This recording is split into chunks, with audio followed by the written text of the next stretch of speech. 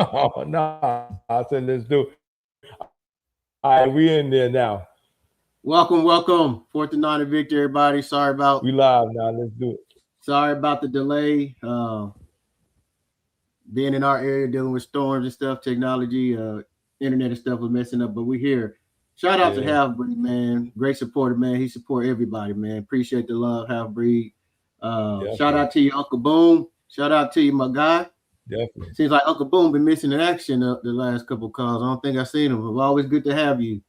But man, you can see, you Right, seen the definitely. thumbnail, you see what's up. Today we're going to talk about a little bit of both with ESPN. They got their power index out for 2020-26. They got a preseason ranking poll out for 2026.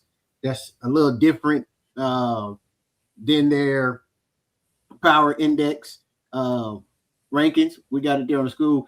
Slide it down just a little bit, just to the team, so we could kind of see the Hold on. to where Can you see it we now? slide. Now we can Is see it. that I'm saying better? slide it down to where Ohio State is like at the top Hold of the on. screen, so we can see all the Let teams. me go back. Hold on. Let me come up out of here. Hold on.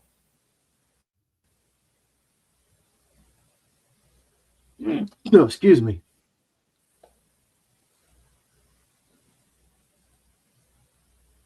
All right, let me see if I can slide it down. Hold on. It took it off. It's not gonna let you slide down because I just tried to do it on my screen too, and it Did didn't. you? Okay. Yeah, Well, we'll just go with that. Let's go. Let's roll yeah. with it. We go with that, and then you can just slide it down when we get to the bottom teams.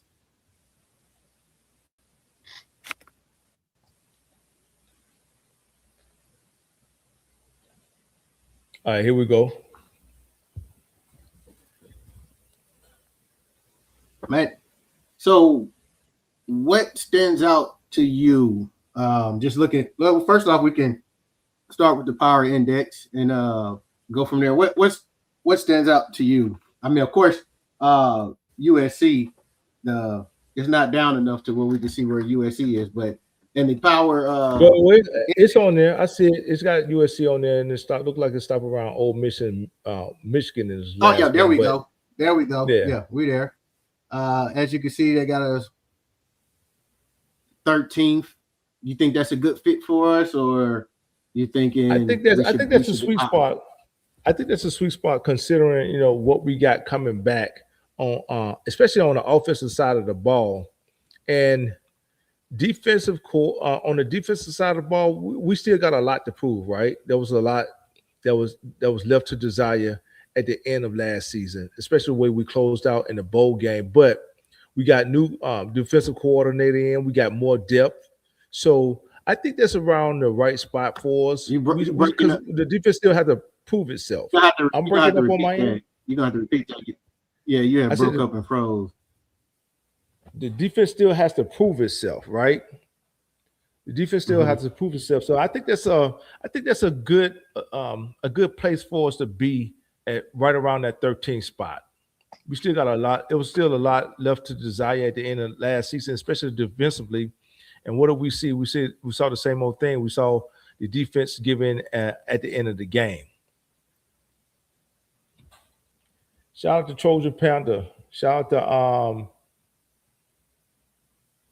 Uncle Boom.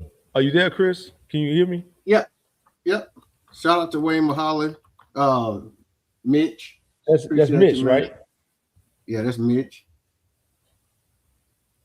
Man, what stands out to me is if you look at that, right? You look at number one on the power index. You look at number four. You look at number six. We play all of them.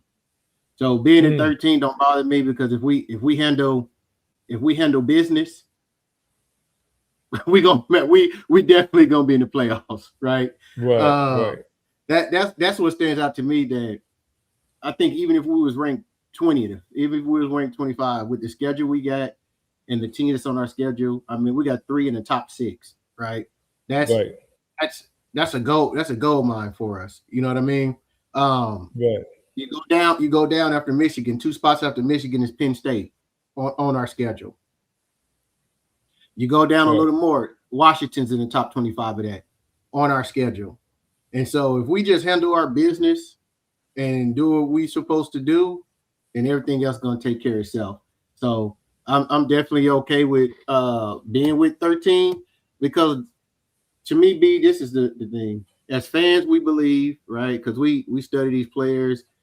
We know, their stars, what they was coming out of high school and what they can do and what we think they're gonna project to do. On a national level, we don't have their respect yet because we haven't earned it. We haven't earned it since the Pete Carroll days. We Right. haven't proved that we can go in uh, into a game to where you know those upper echelon, right? Those playoff teams and win a game in the Lincoln Riley area. So nationally, people are just not respecting us, and this is the year to get it. We have the schedule to do it.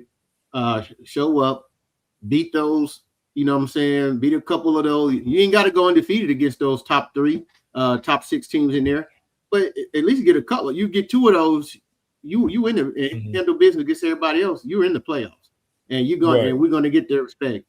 People nationally, they're starting to talk a little more like, okay, USC got something going. NILs together, recruiting is picking up. Okay, Mhm. they're starting to get there, but they're hesitant about pulling the trigger because of what they just seen on the field ever since Pete Carroll left. Right. Right. Let me ask you a question though, Chris. What you just gave me? You just gave your point of view on what stood out. What don't you agree with this list? Let me see. Ohio State is going to be Texas. Uh, let me see.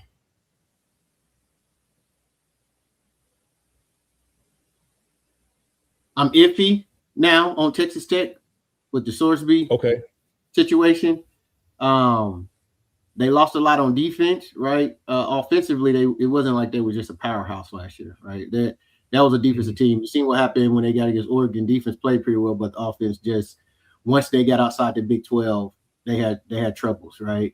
The Right. big we all know the Big 12 when it comes to the conferences. I mean, if I had to rank them, of course, Big Ten number one, right? SEC is going to be number two, and ACC will be three, and then the Big 12 will be four. And so we know the Right. competition you face in the Big 12 is not the same as you facing those other three conferences. Uh, I know they got money. They hit the portal and stuff as well. But you got to remember, B, because we thought we wanted David Bailey when he was transferred out of Stanford, Right. right? Right. Uh, Right. Right. they had some dogs on defense, right? They also lost their defensive line coach, and they had dogs on defensive line. We was talking about could we get their defensive line coach? We thought he was going to be an option once Henny left, right? But we decided to promote from within. And what really sticks out to me, I don't agree with. They do it every year, and I don't want to steal your thunder because I know you're gonna go there. The amount of the amount of SEC teams they have in there, we know why, right? Because just like last year and the year before, head to head, Big Ten dominated the SEC, right? In head to Right. head Right. games, Right. through the Right. bowl games, through the regular seasons, right? Uh, but they rank these SEC teams, so many in the top 25, so they can justify when they start losing games to each other to keep them in the top 25 and say, oh, well, they lost to this ranked team. Oh, they lost to this ranked team. You know what I mean? Shout out Mhm. Gunner. What's up, young Gunner? So that's another thing that stick out to me that I do not I do not agree with. And we Okay. Yeah. can also Trojan look at Fight your had mentioned it. Trojan Fight had mentioned it, right? He says, "What's this going to take?" And shout out to Trojan Fight. Shout out to Jamie Perez for being here with us. Trojan Fight said, "What's this going to take for the SEC to stop getting all of the hype and these kinds of polls? They haven't made the CFB final in the last 3 years now." Um, Fortunately, Trojan Fight, I agree with you, but the SEC is ESPN's cash cow, so you can look for them to have at least 6 to 8 teams in the top 25 preseason poll every season. It's going to happen.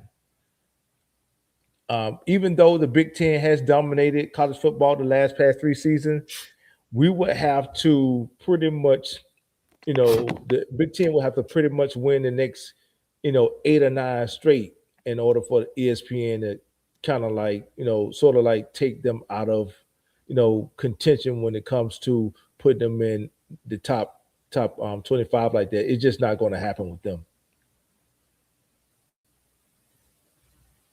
Hold on, B. I thought You know what I'm I saying? thought my little light. I thought my little light was battery operated. It ain't. It's not. No, you gotta charge up via what's the name?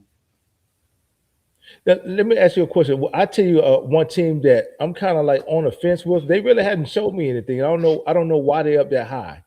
Texas.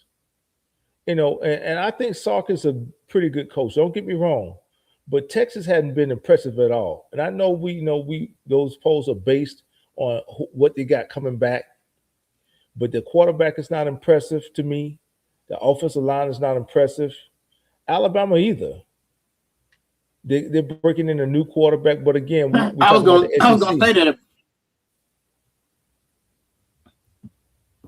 Yeah, I was gonna say that.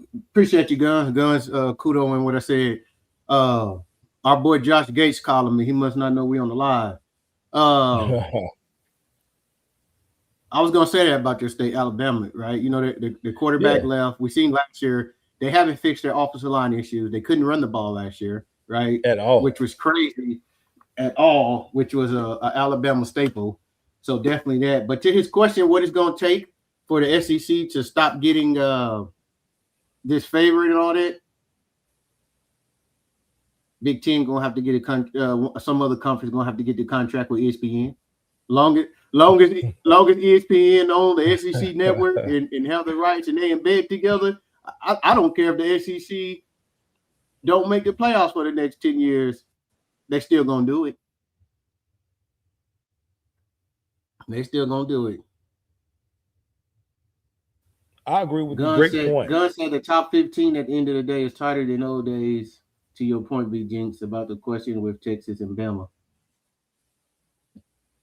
So, and to your question, B, about Texas, it's all they're giving. Here's the difference: they're giving Texas the benefit of the doubt because they was in the playoffs a year ago. I mean, the previous, not last year, but the year before, right? Okay. They giving Texas the benefit of the doubt. I mean, Texas A&M was undefeated. Texas went in there and Texas beat them, right? Even though they went to the swamp and Texas got dominated by Florida, who was terrible last year. They're looking at that with Arch coming back, Cam Coleman, Relique Brown going to Texas to play running back. That's right. Relique did transfer to Texas, didn't he? Mm-hmm. So that they're giving Texas the benefit of the doubt. They think Arch Manning is the golden child. And so they're thinking this next year he's gonna take that step. But they're getting the benefit of the doubt because they have the resources. They did some good stuff in the portal, right? Especially with Cam Coleman. But they've seen Texas, what have you done for me lately in these last few years, win some big games. You know what I mean? Right. Against some top ranked teams. And so they're giving them the benefit of the doubt. I don't think Texas is going to be there. And this is another, if you look at Texas' schedule, I can't for the life of me keep figuring out how Texas and Oklahoma went to the SEC at the same time. Every year, Texas have the easy schedule, and Oklahoma have the difficult one. I tell my Oklahoma Sooner friend all the time, I say, man, they got something against y'all. I said, they always give Texas the easy schedule and give y'all a tough one. Well, to your point, Chris, when you talk about that Alabama team, nothing about Alabama impressed me last season. They don't have the same defensive toughness as they had under Saban, and of course, you can say, well, hey, the Trojans don't have the same mystique that they had up on Pete Carroll. And, you would have a valid point, but more recently, I've never seen Alabama not be able to run the ball, which is got me wondering. Hey, look, you might not even have to load the box on them. Just drop back and just send your 3 or your 4 and just stop them from passing because they can't run the ball. I've never seen the Alabama team not be able to run the ball. So the two teams that stand out to me, like I said on this list, that I think definitely don't belong is Texas and Alabama. One more I want to add in there is LSU. And again, we've already said that. We know that ESPN is in bed with the SEC, but you got a new coach in Lane Kiffin, right? got a new coach, which means that he brought in an entire new staff. He had to find a quarterback too. They were trying to get the quarterback from, weren't they trying to get the quarterback from Washington along with Yeah, Miami, right? but Yeah, yeah, he was but he trying to ended get the up quarterback staying, from what? right? But Right, right. yeah, but he ended up finding three quarterbacks. Right, right. Well, he got three, and we'll get into that Right another after that, time. yeah, But yeah, yeah, he so got I Longstreet. He don't got the know. quarterback from Elon and the quarterback from Arizona State. Yeah, I don't know if he has enough proven talent at quarterback in order to be effective this year. Lane does, so he's definitely gonna have to I think depend it's on his yeah. run game. The quarterback they got from ASU. He's a pretty decent quarterback. He was like one of the top I quarterbacks heard in he the was portal. hurt. I heard he was hurt. The reports I've been reading that he was in the What's his spring, but he name? was What's the going around quarterback's and all name? that, and he should be back. Sam, what is that dude's name? If you ain't asked me, I would have remembered. He was number 10 for Sam Arizona Levitt. State. Is it Sam Levitt? Sam Is that Levitt. you talking Yep, about? yep, Sam Levitt? yep. Yeah, he wasn't impressive to me at all. So again, those are the three teams that I say would stand out to me. Yeah, Um, Sam Levitt back at full strength. yeah, I just don't see it until Alabama gets a running game. You won't be able to convince me otherwise. As a matter of fact, they might lose another 3 or 4 games this season. Mm. And with LSU, I have to look at their schedule. The matchup that I'm looking forward to seeing at LSU is, of course, when Lane Kiffin go back to Oxford to play Ole Miss. I think I think Ole Miss gets them in that game because Ole I Miss got their think, quarterback coming back. Don't they have that quarterback coming back? yeah, he got another year. Yeah, yeah. I think Ole Miss get Golden. Is that his name? I think Pete Golden gets LSU this season. What's going on, Hey, that's gonna Marcus? be that's Appreciate you gonna be a being big here. game. Austin, what's going on, my man? Appreciate you being joining the live with us. Fight on, Marcus. What'd you say, Chris?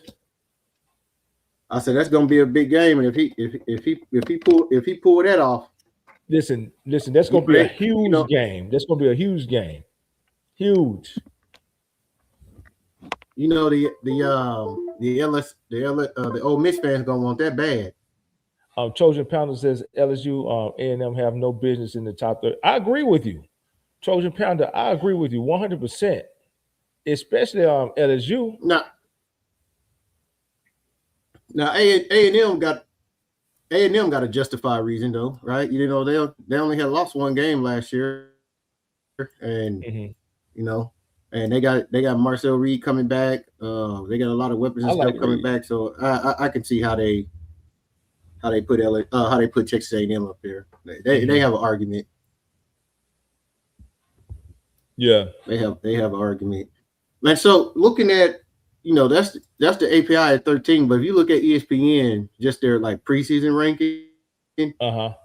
I mean they got USC all the way at 20. They got USC at 20. Let me How see is if I it can that find your that your quote. power index is at 13?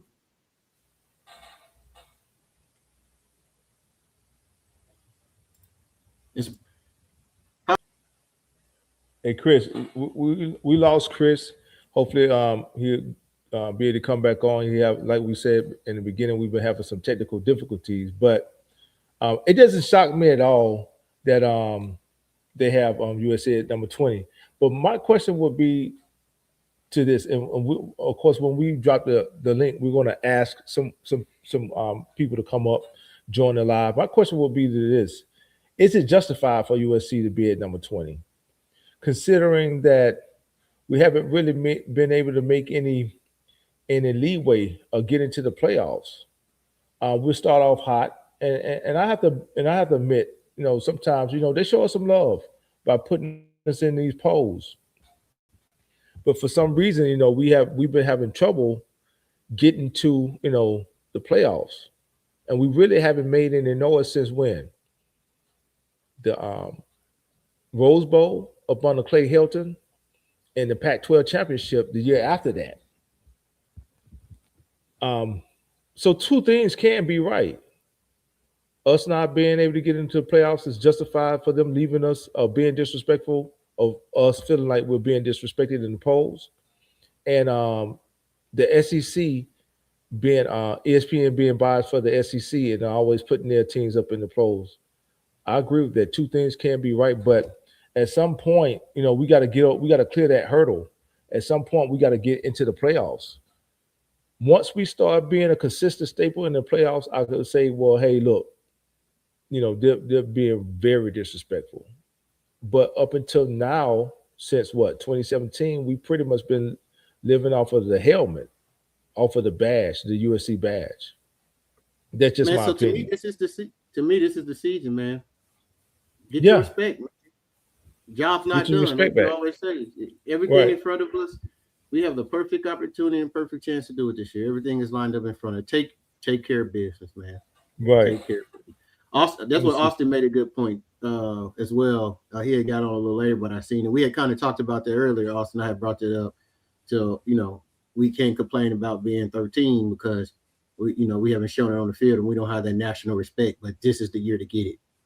Right, I This is the agree. year to get it. But a lot of people don't tend. A lot of people tend to think that, hey, look, and you and I, we've had this talk before, right? A lot of people think that the pressure's not on Riley this year. I think it is on Riley this year, man. I say this year more than ever since he's been at USC, he's gotten the support that he needs. He's gotten the NIL behind him. He's finally got a defensive coordinator. He's gotten the depth at positions. I think there's no more room for excuses. There's no more room for excuses. Excuses is you know uh, when the head coach come out and your general manager comes out and say we have the roster, we have the team. This is the perfect schedule.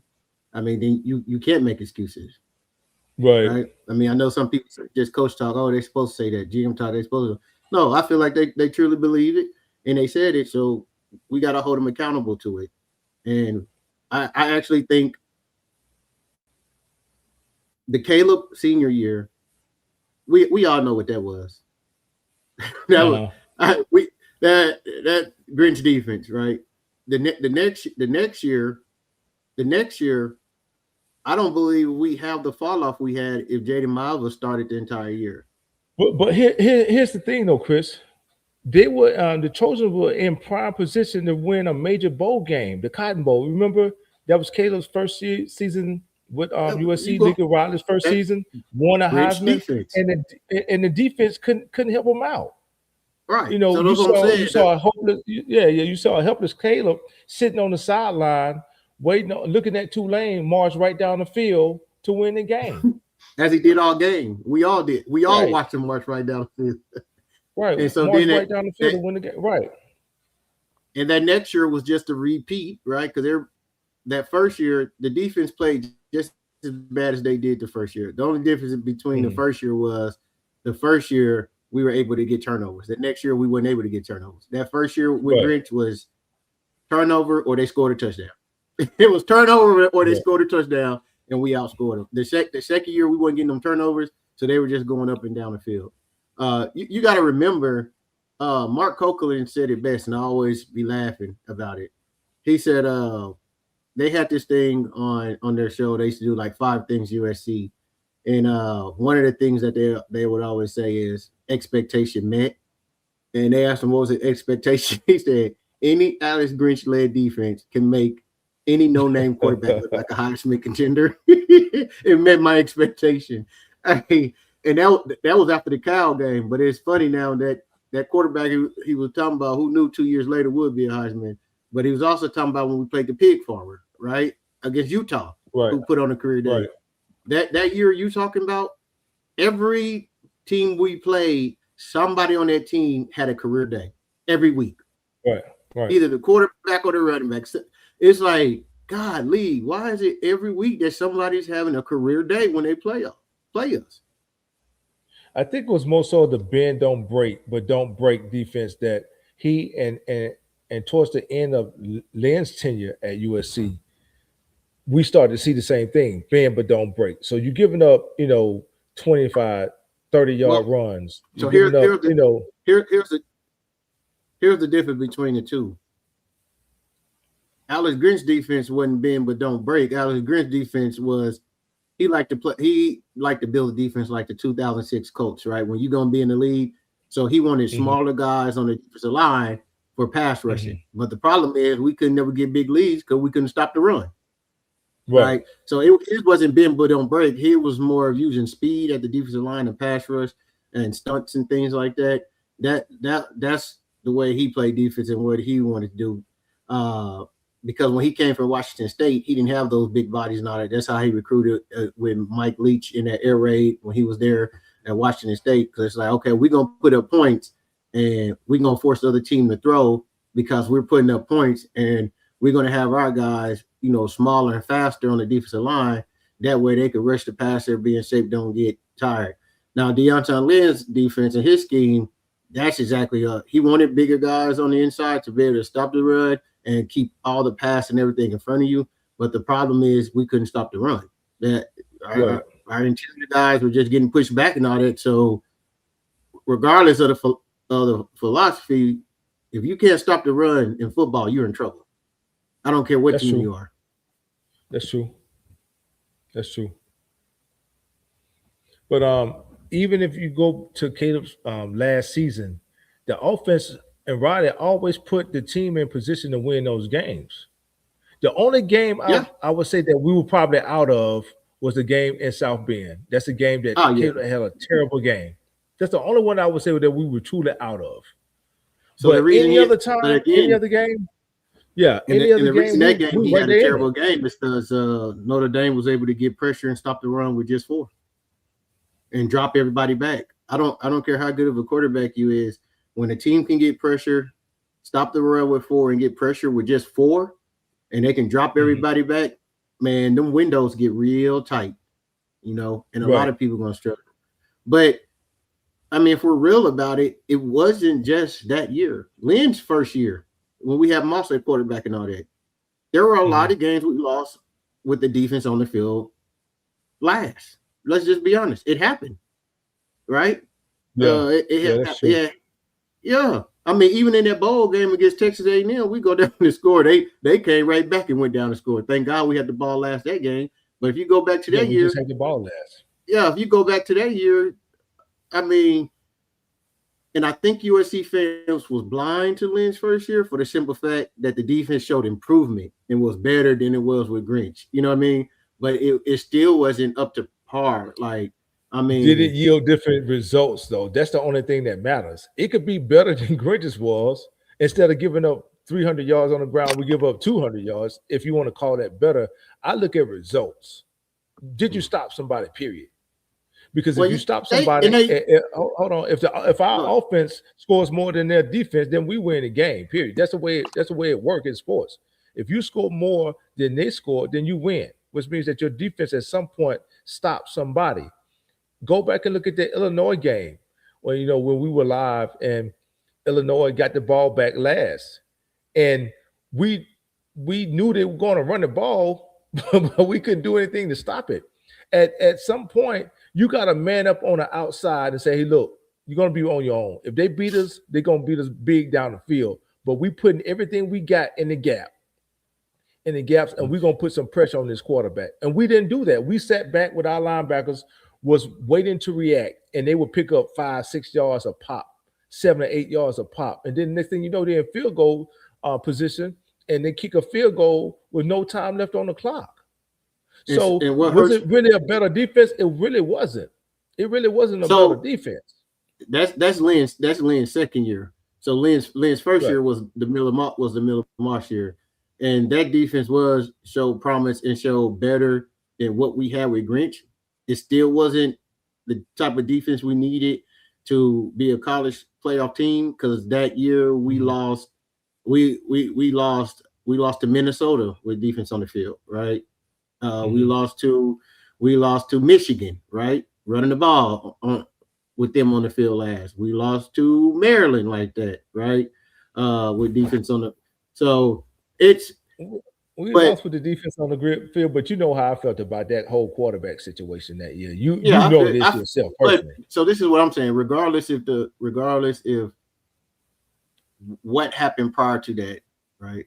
You look at that first year, how many games we lost in the last 2 minutes? Mm-hmm. In the last 2 to 3 minutes, like it was 5 or 6. We had to lead with 3 minutes left in the game, and we couldn't close it out. Right, And in those games, defense was on the field last and couldn't make a stop. right. And what hurts about the Illinois game is we did try to man up on the outside. He didn't bring them up and bump though, but we tried to stack, and they did throw the ball over our head. So it was like, okay, we ain't got But nothing to stop you. what But good is manning up on the outside if you're not going to at least bump and throw the receiver off his route, throw the timing of the quarterback off? Because a lot of yeah, routes in college, if we want to be honest, is just timing routes. Hey, this receiver is supposed to be right here on when my foot hits on this 3-step drop. This receiver is supposed to be right there, and that's where they typically work. Why? Because we didn't bump on the outside. We put no type of pressure on the receivers to get off of that bump and get to their spot. But I want you to answer this question that Trojan Fight put in here. He said, "Are you guys not worried about Gary Patterson's tendencies to give up a lot of points to Big 12 offenses while at TCU? I haven't went back and looked and saw several games. He gave up 50 points or more." I'm not worried about that because he has a lot better talent, a lot bigger size up front, and with his scheme, I think Patterson he's going to be good. Like you can't say he gave up a whole lot of points all the time, or he wouldn't have had top defenses for so many years, right? Statistically, I mean, Gary Patterson, TCU's defense, and what Trojan Panda probably looking at is probably the latter years. Mm-hmm. You know what I'm saying? Like his latter years, when the talent was a real big gap from what he was in them players. So, but for his career, his defenses have been top. So I can't say he gives up a whole lot of points all the time. But I'm gonna tell you about the Illinois games where it hurt my heart the most, and what was What's that? devastating, the gut punch, is that they got the ball. Is that Illinois got the ball with like a minute and 30 seconds left. They didn't complete a pass. No, they just ran the ball. They got the ball back with like a minute 40 seconds. Yeah, they threw one pass, got a pass interference. The rest of it was straight running. It was wrong. And they was in field goal range. They got the ball with a minute and 30, 40 seconds, and they got in field goal range, and they had to burn 40 seconds. Well, and that's the whole conversation that we had. That's what hurts. Live, remember? That's embarrassing. You remember that's the whole conversation that we had during the live, remember? And I said, well, I think we scored too quick. And there was pushback saying that, hey, look, that's the offense's job to do a score. And I do agree with that. But I knew we couldn't stop them. So what you do is your best defense becomes your offense. You run the ball, and hope you don't fumble. You bleed the clock, which is what they did, and Riley didn't take any timeouts. I can't remember whether or not he had timeouts to take. Here's the thing. So here's the thing. They were allotted to do that because they're in a different situation than us. One, they ran the ball all day on us for 4 or 5 yards at will. Two, they were only down 1 and needed a field goal. We needed a touchdown. We were down and needed a touchdown. So we wasn't playing for field goal range and all. We had to get in the end zone. So I don't have a problem with Riley scoring with it in a minute for the prop. To me, that's on the defense. Stop. Make a stop. But we had Lynn though. Remember, we had Lynn. Well, you said we had Grinch. That's what he was brought over for. He was brought over for that specific purpose, to get stops. You said we had Grinch. You said we had Grinch against Illinois. Oh yeah. It looked like Grinch showed up to work. I want to go back and read what Trojan Panther. He responded to a comment from Trojan Fight. He says, "You're forgetting that he never had the talent he has here at SC." We talking about Gary Patterson, and Trojan Panther is correct. When Gary Patterson was going up against those teams, he had lesser talent, and that's what I've always been a fan of. Are you able to develop your lesser talent and get them to perform at a higher level, especially in big games like that, which is what we've had a problem with doing, and we've had the 4 and 5 stars. So what you do is you take his coaching ability, you take his schemes, you take his experience, and you instill it, and you'll get the players that we have now at SC, where we're stacked with depth, we're stacked with talent, and you get them to apply the same concepts against our opponents now, except for he has better weapons at his disposal. So I agree with Trojan Panther on that. Gary Patterson didn't have the type of dogs at TCU that he has at SC. Yep. I mean, hasn't been shy about saying it either. I mean, he said it when he first came. He was like, that's one of the things that he loved about coming to USC. He was like, whew, like a kid in a candy store. He was like, so let me ask you this about coaches coming, right, and expectation for a season and all that. Okay. Another coach we got, Coach Eckler, he said Ray Charles can see how good this linebacker room is. Outside of Devin Bryant, we're bringing everybody back from last year. Mm-hmm. I don't know if Ray Charles seen what transpired last year, but what do you think about that? What do you think about that? I think some of his coach speak. You have to remember, just like the players take, media classes, the coaches are experiencing that. So I don't expect any coach to come on there and say, well, hey, we're in trouble. You understand what I'm saying? I would never expect the coach to say that. But like I always say, two things can be true. Can he see the potential in these players and just see where they were coached wrong? That's a possibility. Yeah. I'm sure they watch a lot of film, before coming over. They want to see what's in the cupboard, right?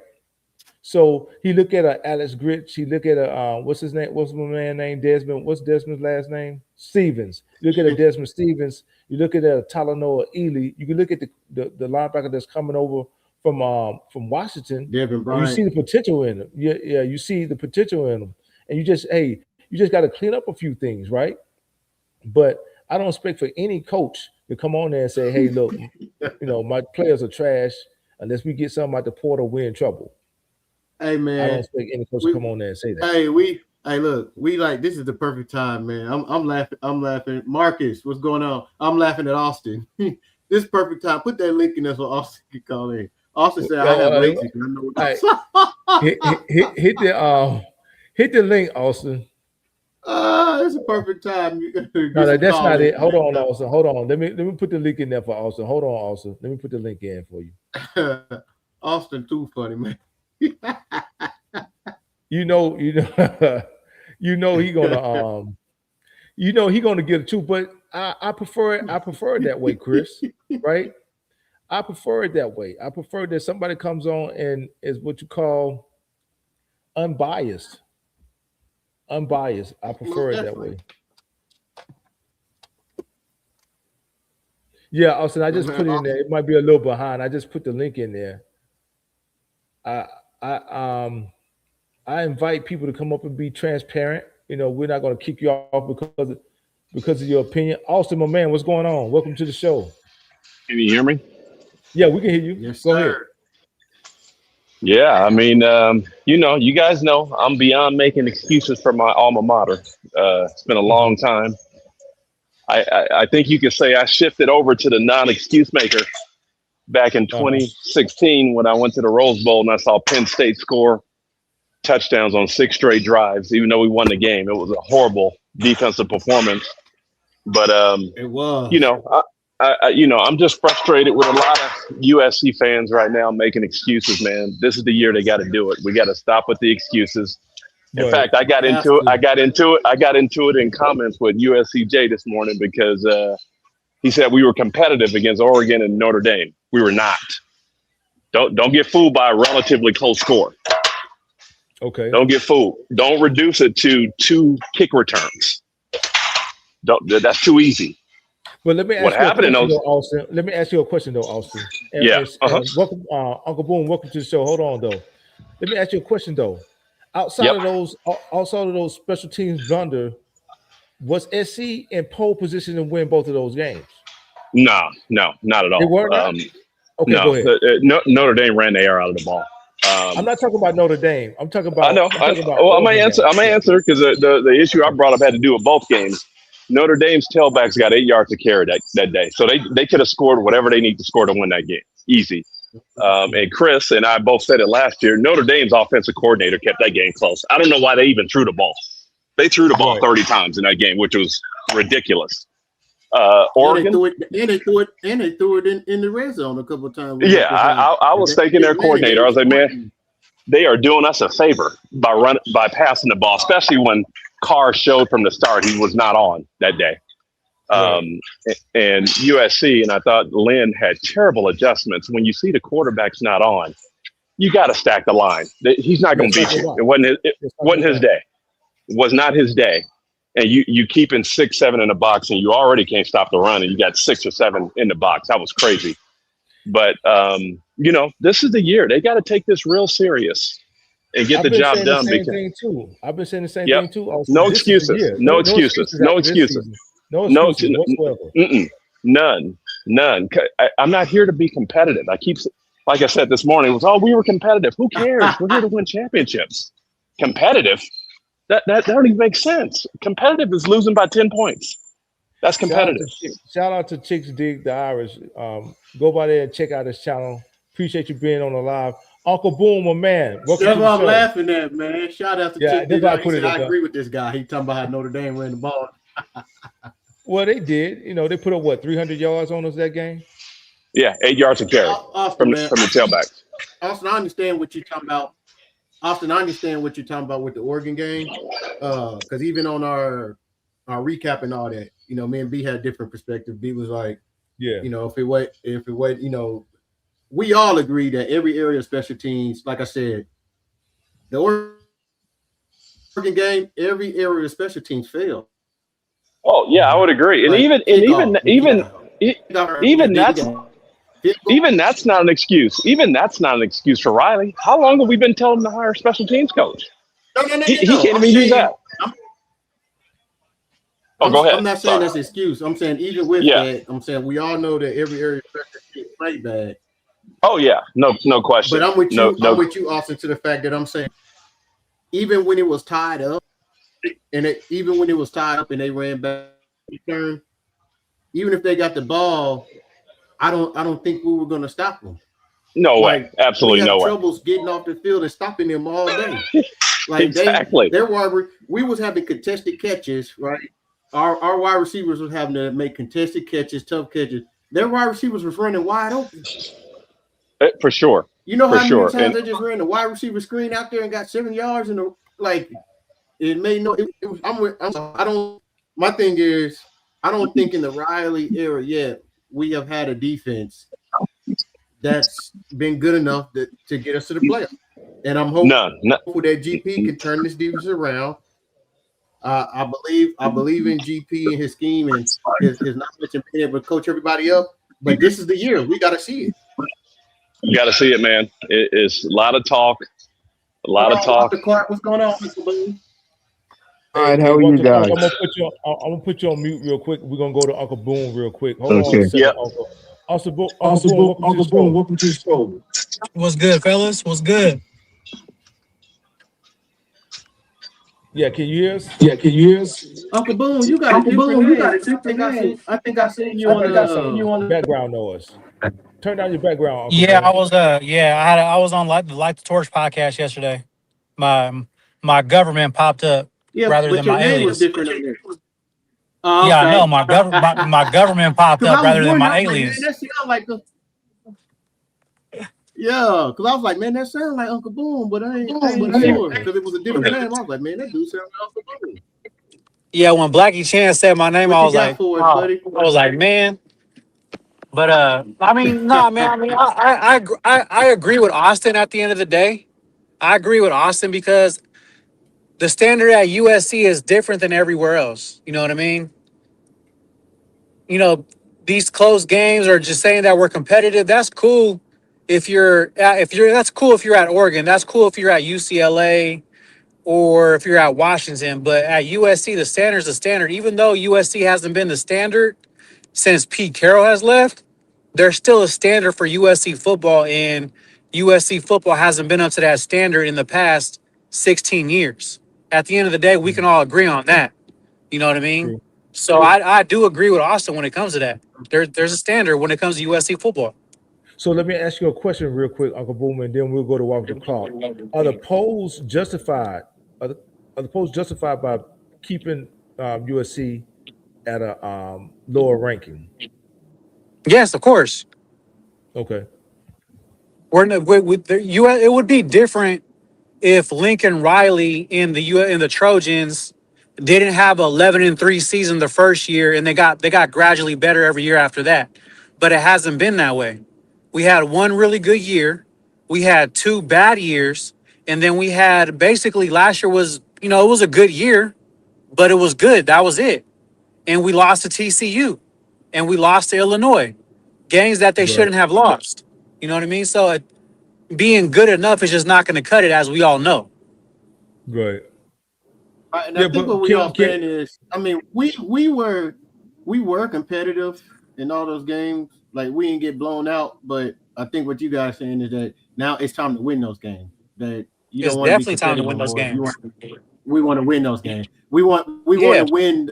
Like, the way I'm looking at it is, it's time for us to, when we go play Oregon, Ohio State, or something like that, that we the favorite. So either we're the favorite. Like, we need. Yeah, we're this. Yeah, we need to get. It's either. We need to get back to that point. We're the favorite, or if we're going to be an underdog, it needs to be like 1 or 2 points, not 5 or 6. It should never be that way. Not or 10. It was 10 last year for Oregon, right? It was 10 against Notre Dame and they both hit it. Yeah, and they both BG covered. Say, Vegas knows something. Like BG would say, Vegas knows something. Yeah, Walter Clark, welcome to the show, my man. How are you guys doing today? Doing great. How about yourself, sir? Doing all right, man. Good to hear from you, Walter. I'm fine. Listen, the ESPN poll is the lowest ranking I've seen of us at 20. I've seen a lot of other polls come out there. Yeah, well, I've seen a lot of other polls come out there having us between 9 and 15. There was a guy a writer at CBS has us in the playoffs and making it to the semis. So, I mean, we are getting the respect out there. A lot of people are realizing this now. But let me ask you a question, though, Walter Clark. Considering how the Trojans have played since Pete Carroll has left, are they justified in keeping USC at a low position in the polls? Is what I was asking. Well, what? If you're around 9 to 15, that's not that low. I thought it was that's what I'm saying. 20. I thought it was at number 20. But that's ESPN. That's ESPN. Yeah. That's the only one I've seen us that low in. Okay. If you look at Phil's, have you seen Phil's Steele's numbers on us where he has us ranked this year? No. What does he have us ranked? I think he has us ranked either 9th or 10th coming into the season. Do you feel that that's just about right for the Trojans, 9th or 10th? Whether it's justified or not, Phil Steele feels it's that way. Yeah, but I'm asking your opinion, though. I'm asking your opinion. Looking at everybody, we don't know anything about any of these teams coming into the season, right? Right. So projection.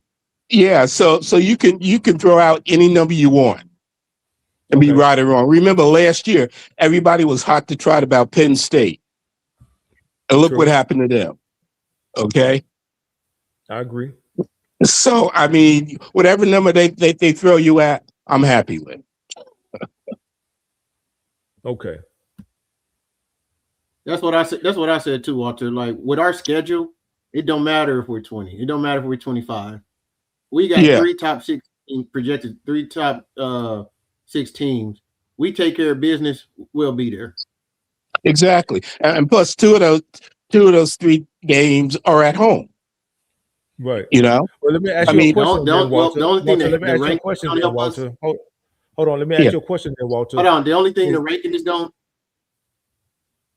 hold on, but let me get to that. The only thing that the ranking will help us with is that you have some error.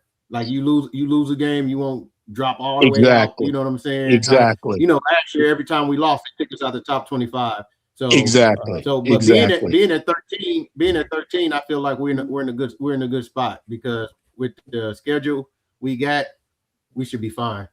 Yeah, exactly. All right, Walter. Is this a make it or break it season for Lincoln Riley? Is he out of excuses now? Well, is he out of excuses?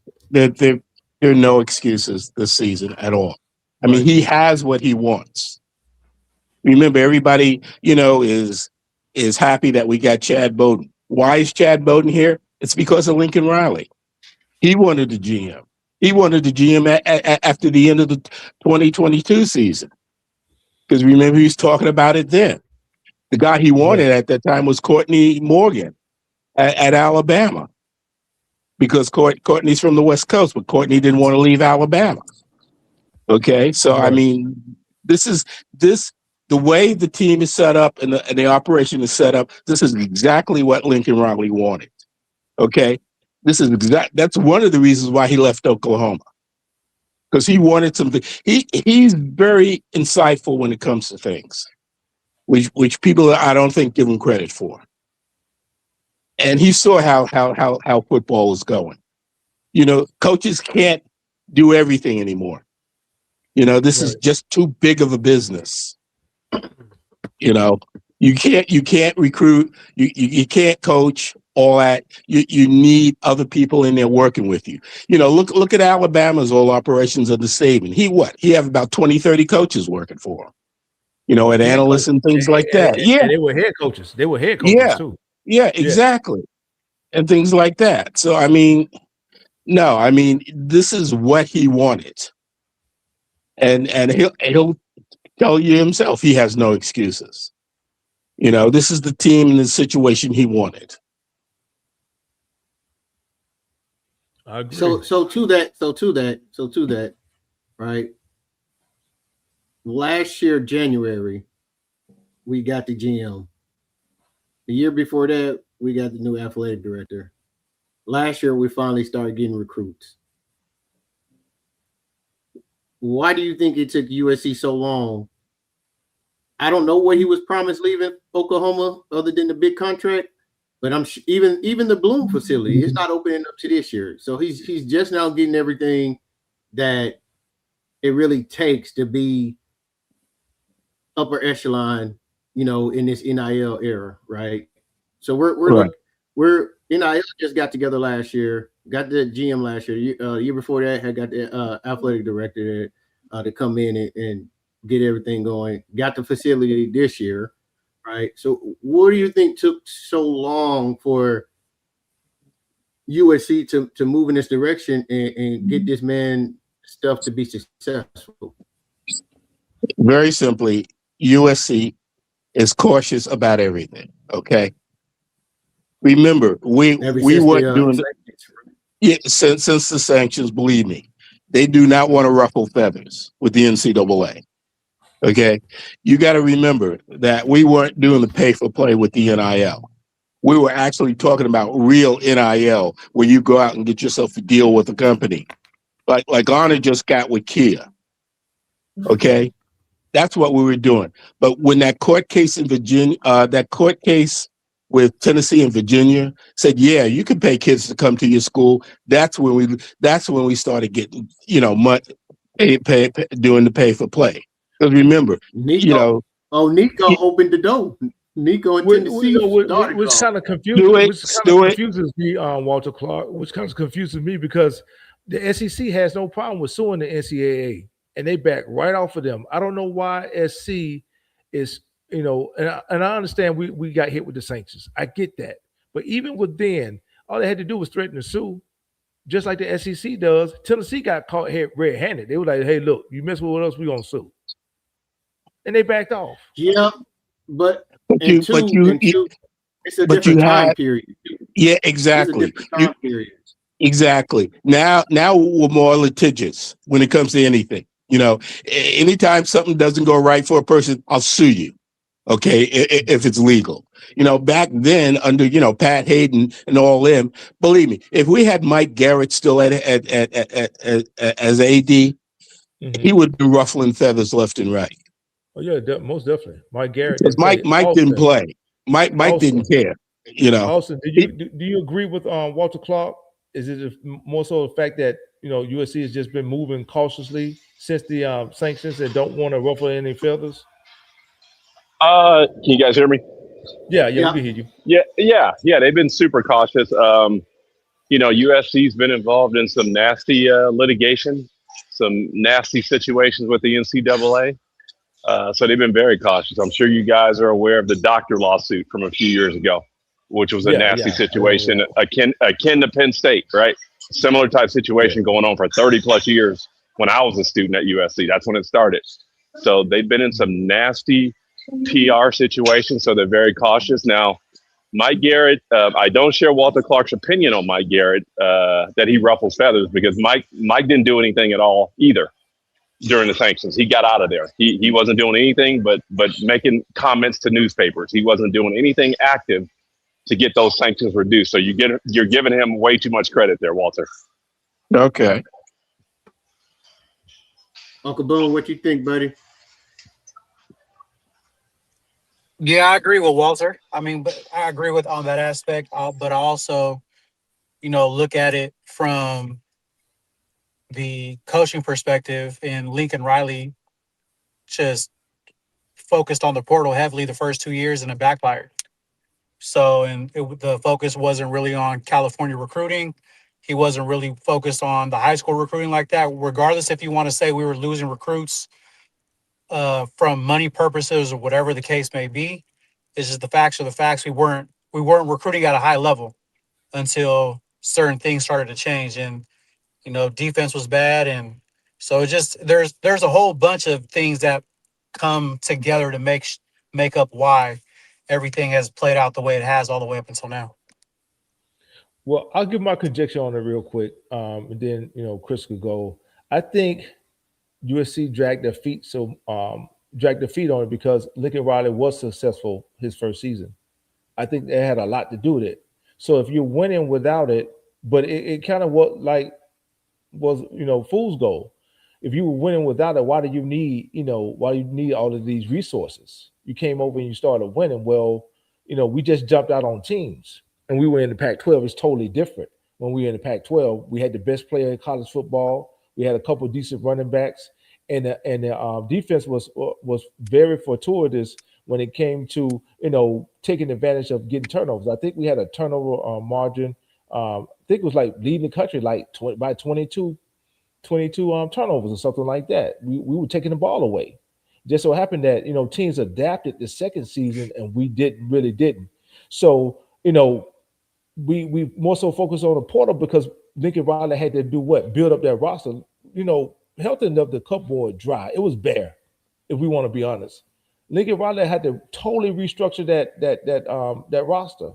He just so happened to hit that first season and won 11-2, and then we lost in the bowl game to Tulane due to defense. But he hit, and the administration was like, "Well, if you're going to win without the support, just keep winning." I think he didn't do himself any favors by going 11-3 that first season. So my thing is that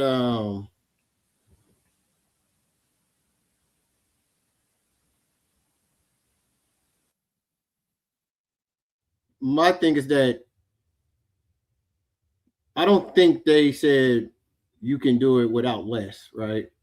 So what it is you got to think about when Lincoln Riley first came to USC, NIL wasn't what NIL is today. That first year class, that portal class that USC had was amazing, right? I'm going to just tell you who was on that class and why that year was so successful.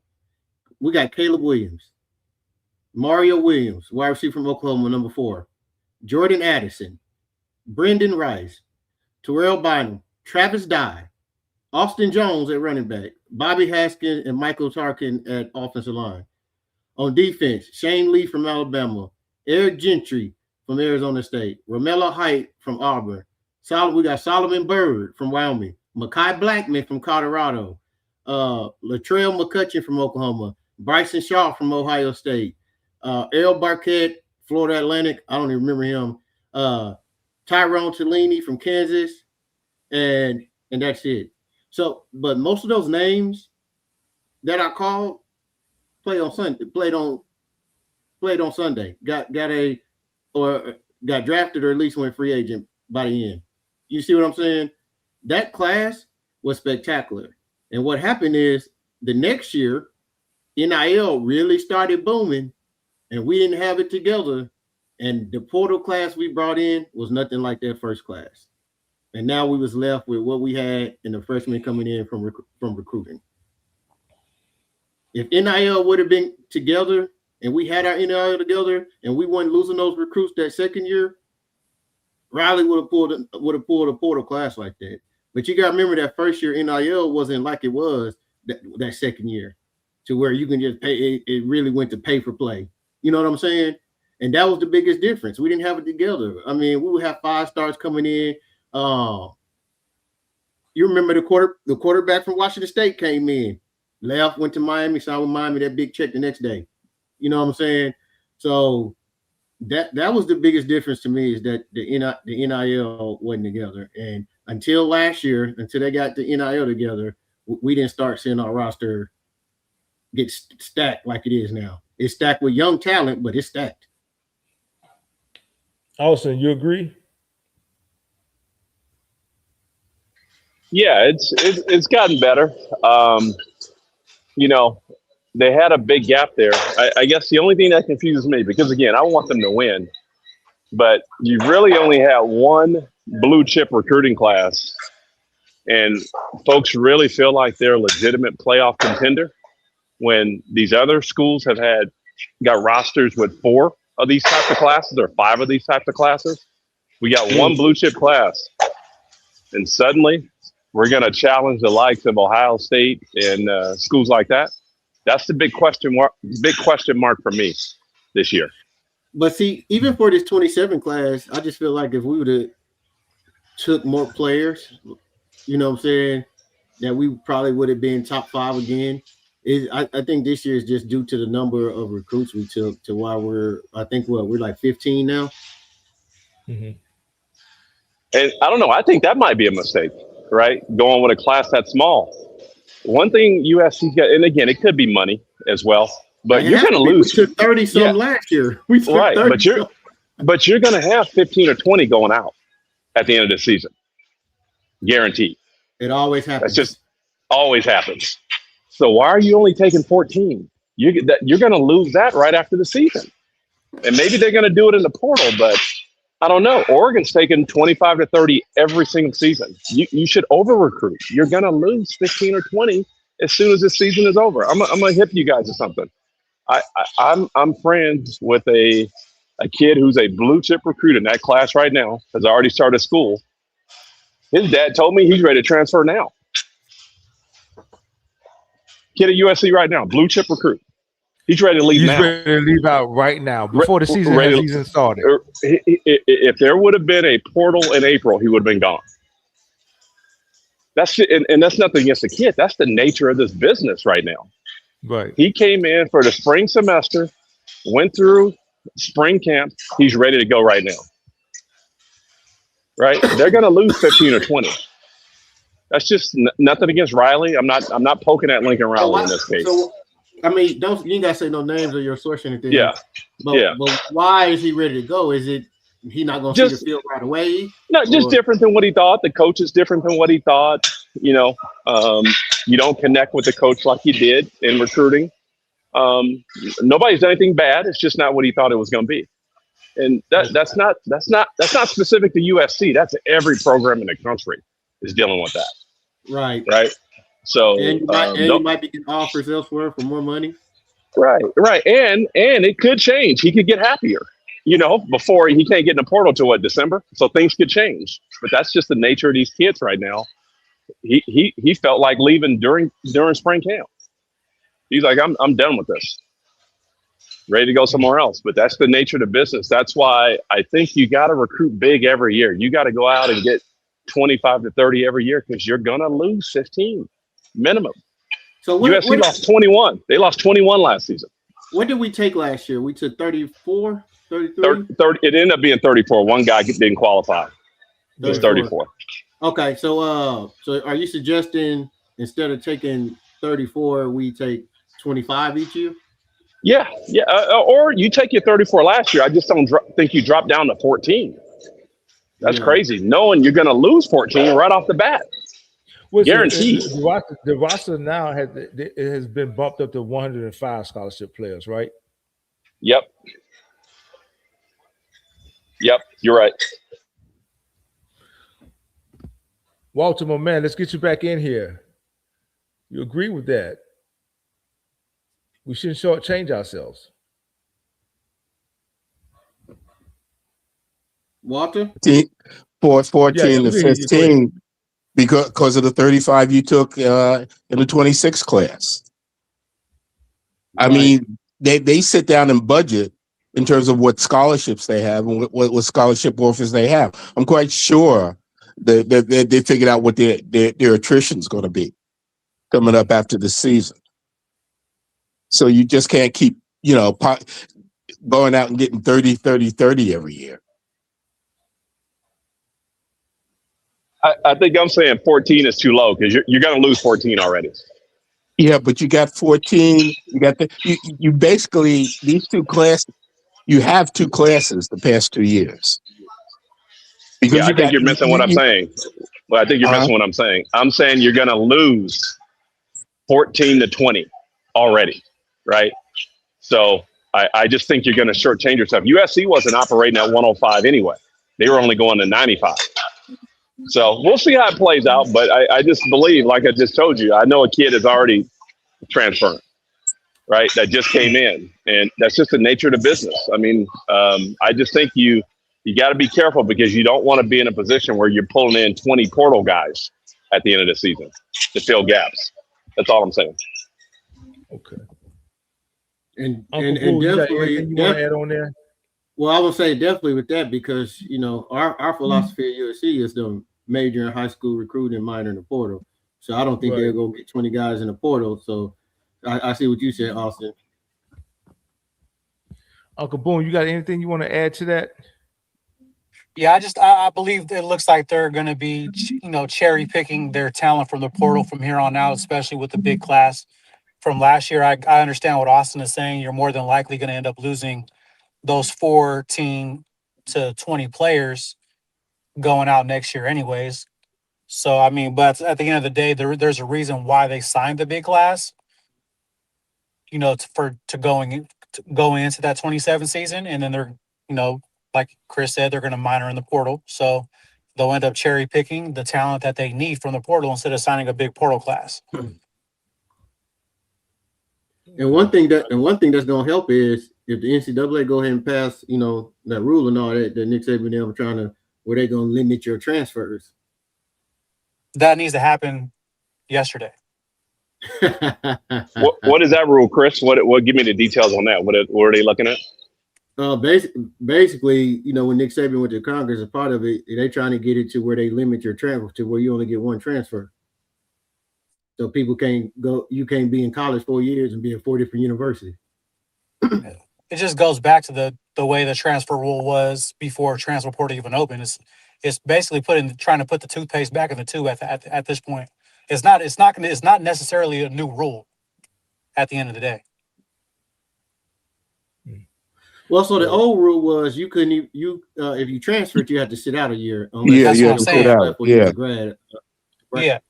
Yeah. Now the new one is you can transfer and play immediately.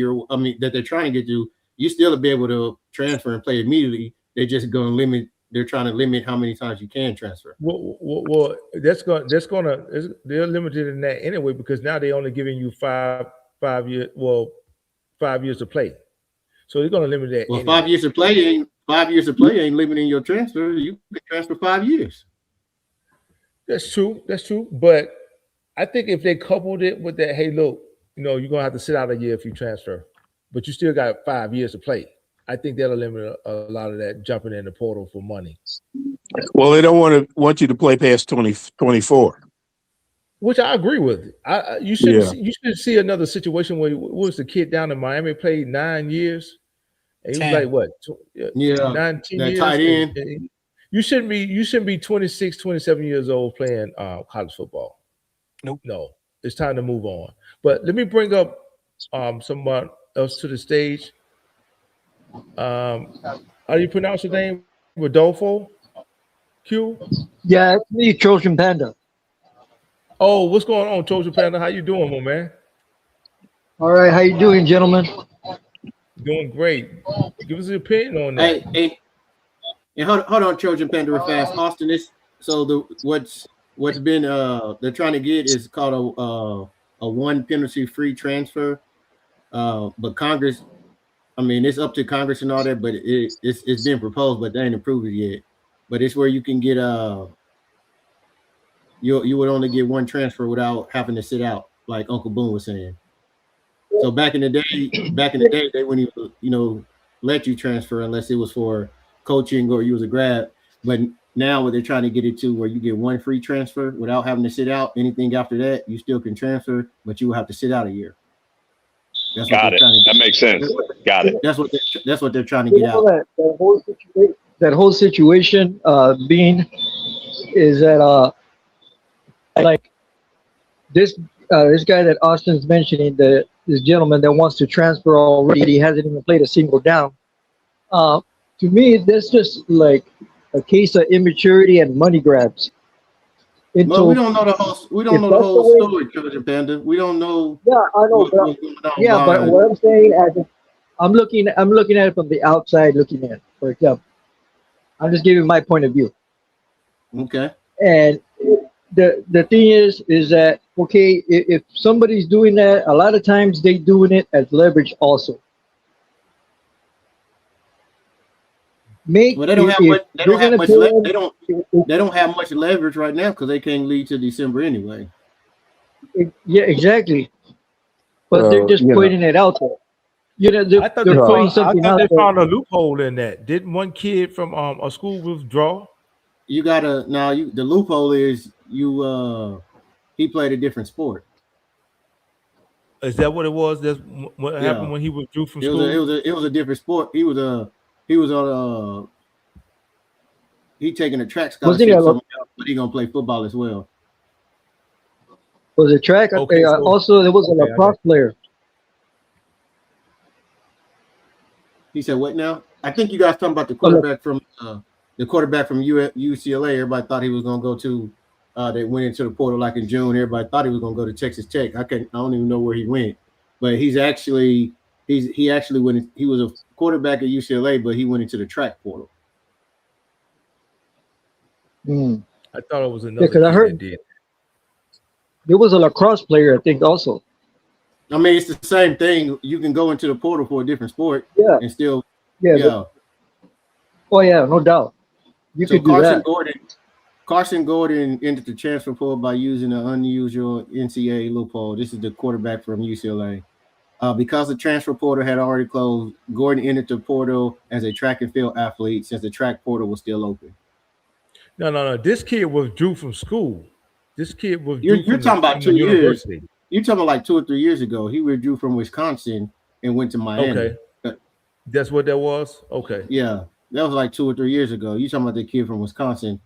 He wanted to go to Miami, and Wisconsin was like, "Nah, we ain't putting your name portal and all that." He got a lawyer. He went drew from school and went in, got a school at Miami, and played. Okay.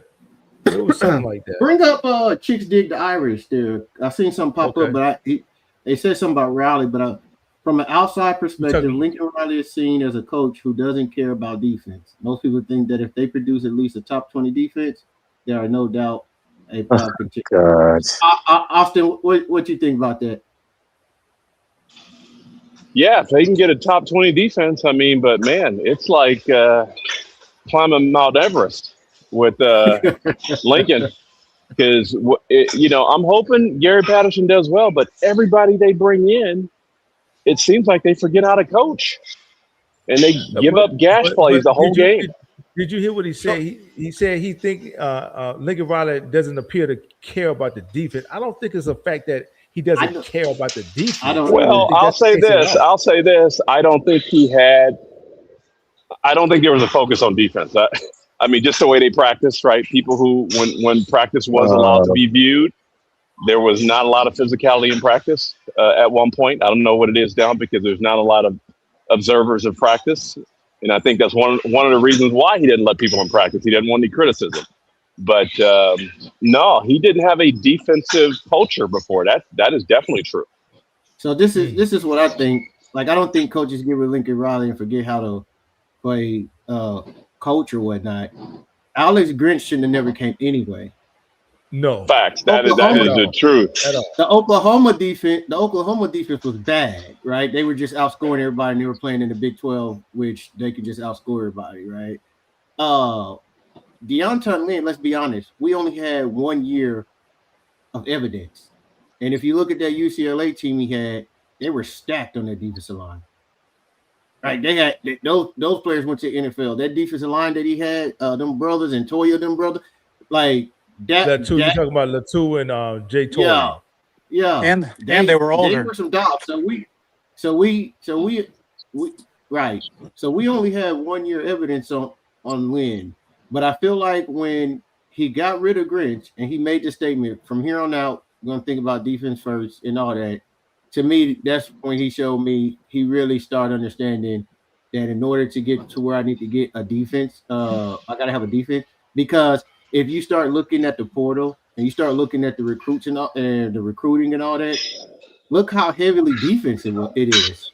I mean, look at the 26 class. Look, so I can't say that he don't care about defense. I think he does care about defense. And when he said from here on out, I'm gonna be thinking defense first, resources deep.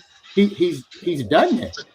But he admitted it himself, right? He basically admitted it himself up until like 2023. It was not a focus. Those are his own words. Well, going back to my point I said earlier, it's kind of hard to focus on defense when you're winning. I know it sounds like a backward statement, but him bringing over Alex Grinch, you have to remember he was in the playoffs pretty much every season except for that last season prior to him coming to SC. So even with his first season at SC, he went 11-2. It's kind of hard to justify firing your defensive coordinator when you're in the Cotton Bowl. I know he gave up a lot of yards, but we talk about a friend of his, and the team is 11-3.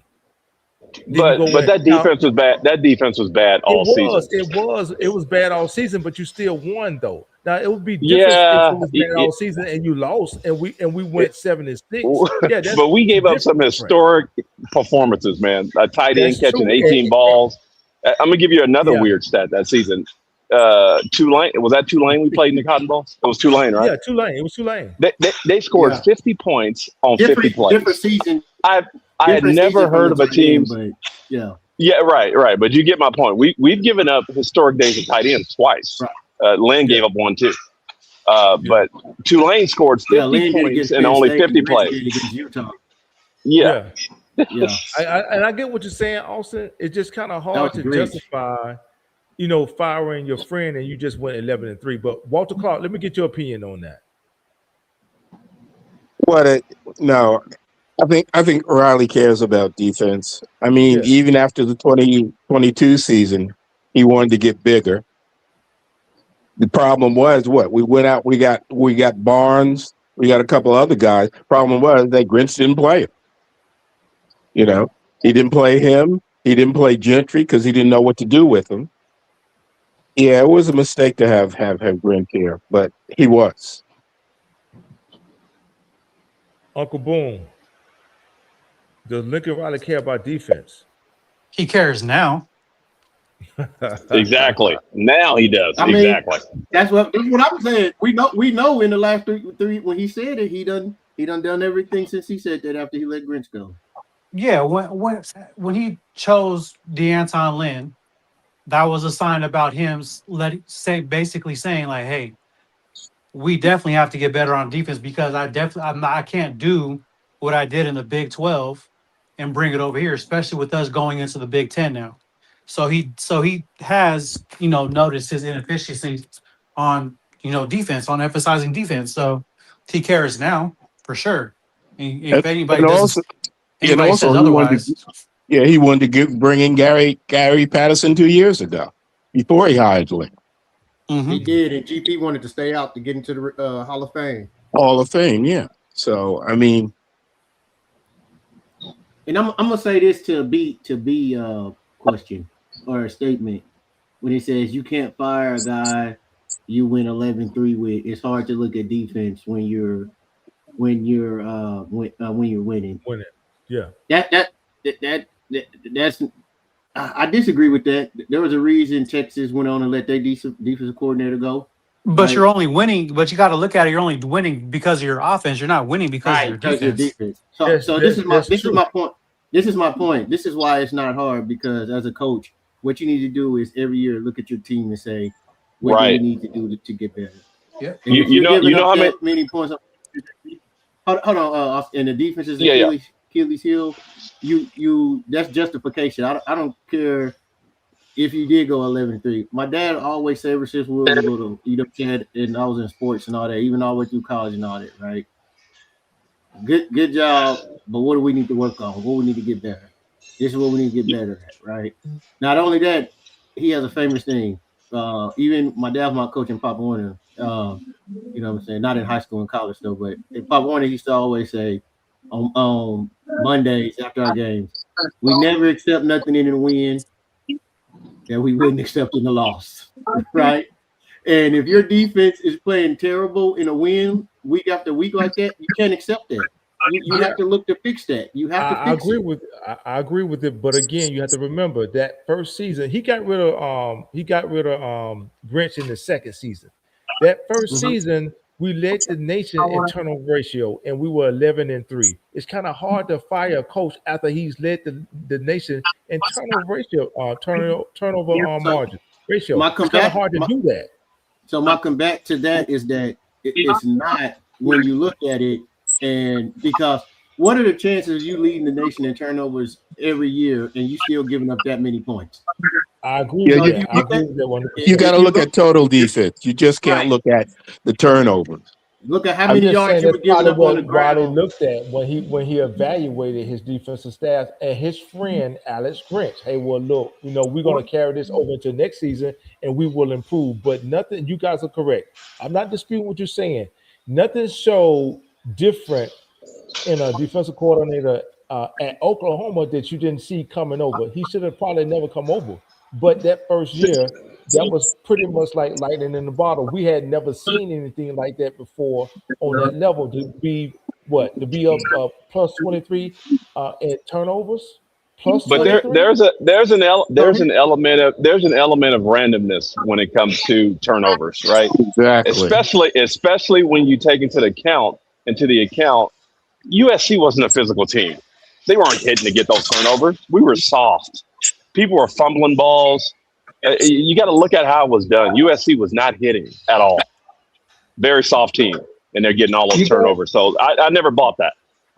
Also, gentlemen, you guys also forget that Lincoln Riley was stubborn his first 3 years. He didn't want to change. I disagree. He was stubborn. He wanted only offense. He only decided to do defense 2.5 years ago. But then again, I agree with that. I think he has been stubborn. Shout out to man. We appreciate everybody joining the show. Hit that like button for us. Hit the subscribe button if you haven't subscribed to the channel already. Help us continue to grow. We appreciate everybody that's joining live today. Go ahead, Chris. And B, you said something that caught my ear, and Austin probably going to agree with me. You said that first year with leading the nation in turnovers, all that, we had never seen nothing like that before. And I'm gonna say you're right. We had never seen nothing like that before because we led the nation in turnovers, and we still was barely winning games. Yep, that's how bad that defense was. We led We led the nation. In turnovers, and we still was in shootouts every week. What? Hold on. I keep trying to tell people that first year when we led the nation in turnovers, as a coach, I would have looked at that and said, "This is a problem because if it's not a turnover, it was a touchdown." So what happened when you're not leading the nation in turnovers? We get what we got the next year. Just imagine, gentlemen, how bad we would have been without Caleb. Oh my God, I don't even want to think about it. That's the thing. Grinch's defense, I will give him this. He saved our butts up in Oregon State, up in Corvallis. Yeah, he did one game. That's what I'm saying. But one out of he coached 12, maybe 13. I'm not advocating for wait. I'm just saying. I think B Jinx want Grinch back. I think B Jinx is trying to say he wants Jinx. I think that's what he's trying to tell us. I'm the last person who want Grinch back. Anybody tell you that? I'm the last. He's gonna start wearing a shirt that says "Free Grinch." Hey, look, the reason why the 22 defense looks so good is because that 21 defense was so bad. So everything looked better the following year. You know what I mean? So we were able to look at the 22 plus turnovers the next year and be like, damn, this is great. We can actually look forward to this going into 2023 compared to what we had in 21. You know what I mean? So, but we had 1 year of semi-good defense in one phase of the game. But the next year it went back to the same old with the new coaching staff. And yeah, that's basically where it was at. I really don't see our defense giving up more than 21 points a game because, I mean, Patterson, he was always under-talented, undersized at TCU, yet he found production. I agree. I do think the defense is going to be better, but it's one of them things I need to see week one. If I'm with Austin, I got to see it with my own eyes. If we see what we seen against Missouri State last year and Georgia Southern, and I was on here barking my head off trying to and be like, it doesn't matter if you're getting tackled for loss. I don't care how. And I'm like, B, never accept nothing in the win. You win in the loss. It's gonna hurt us. These guys are gashing us for 4 and 5 yards on the ground. Like I don't care what their net total was because we got tackles for loss or a sack. I'm looking at every play and these guys are gashing us for 4 and 5 yards on the ground. And if this is happening against Georgia Southern and Missouri, and to use Austin words, teams like this, you got to smother those teams. Smother them. B Jinx, you thought I was hard on these dudes last season. Wait till you hear me this year.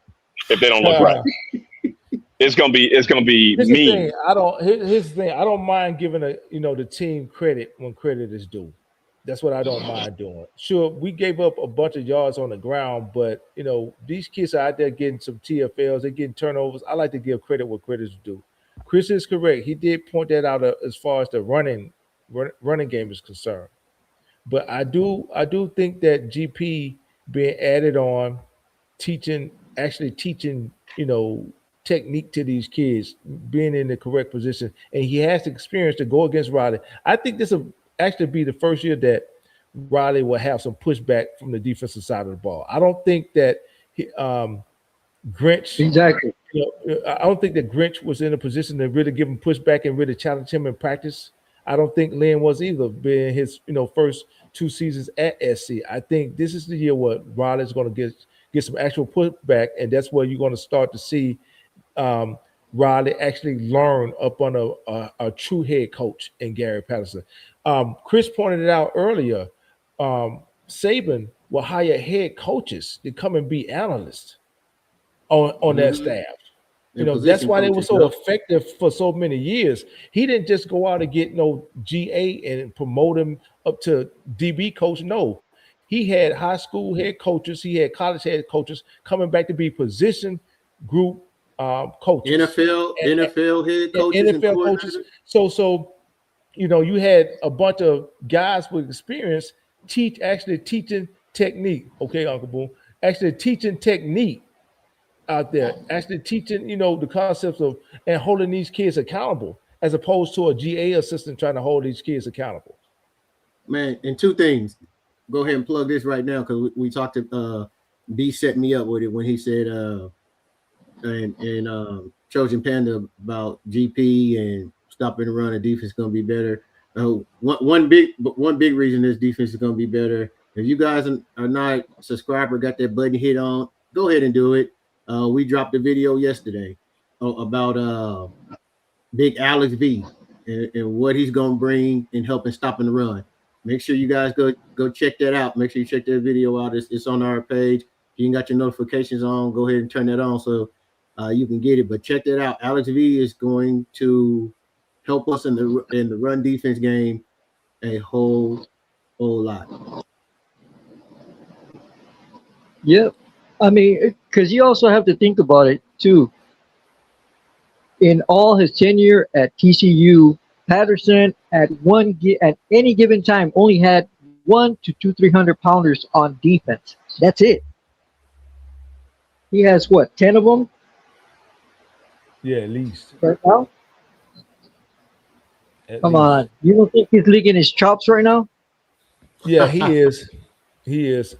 I honestly don't see us really being in, too much of well, we're going to be in a fight every game. Let me not take any team for granted. But the only teams that really give me hesitation is Ohio State at home and Indiana on the road.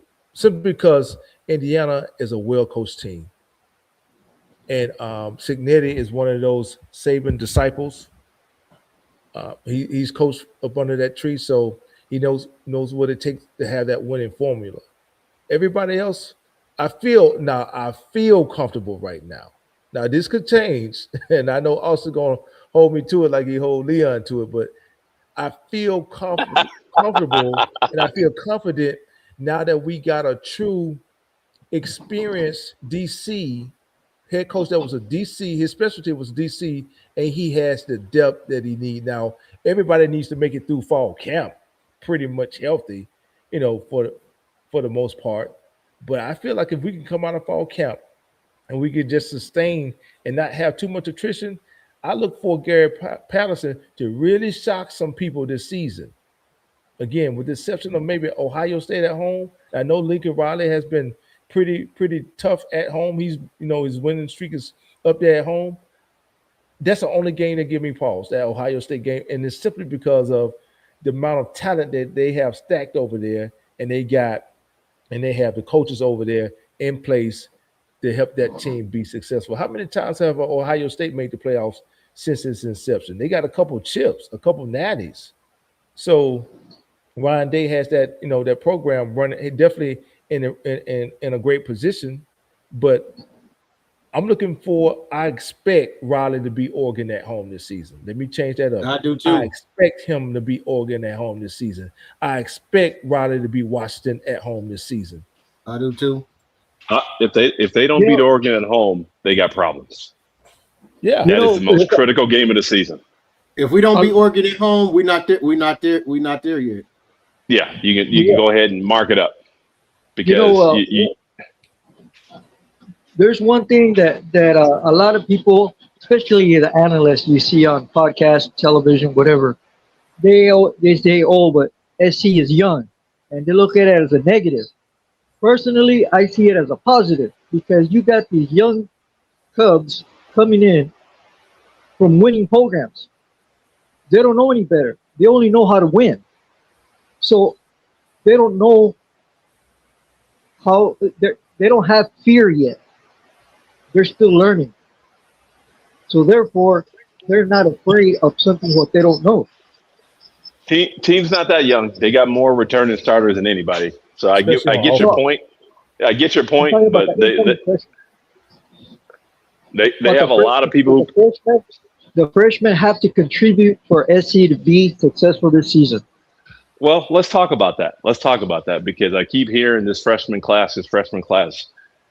You guys do realize if 3 of these guys hit next season, that's tremendous. Yeah. Right. If people are thinking 30 of these guys are going to hit next season, that's not realistic. If 3 of these guys play at an all-conference level next season, you've done great. You go back and look at Reggie Bush's freshman year, that class. They had 3 or 4 guys played an all-conference level out of that class, and they won a national championship, right? USC will be lucky if 3 of those, and I don't mean flash. There's a difference between flashing and hitting. Flashing is making 2 or 3 plays the whole season. I'm talking about playing at an all-conference level. That's what they're going to need out of this class to be a playoff team. They're going to need guys to hit. With the returners, with the returners we got right on offense, right? Most of the returners we have on offense. We brought in Terrell Anderson at wide receiver. The returners on defense and the sophomores and things that we have for this year. If we have that many true freshmen come in and play like that, then we have failed somewhere with as much returning starters that we have. But that's hard, Chris. It's hard. It's hard to do, Chris. It's hard. Walter Clark. Yes.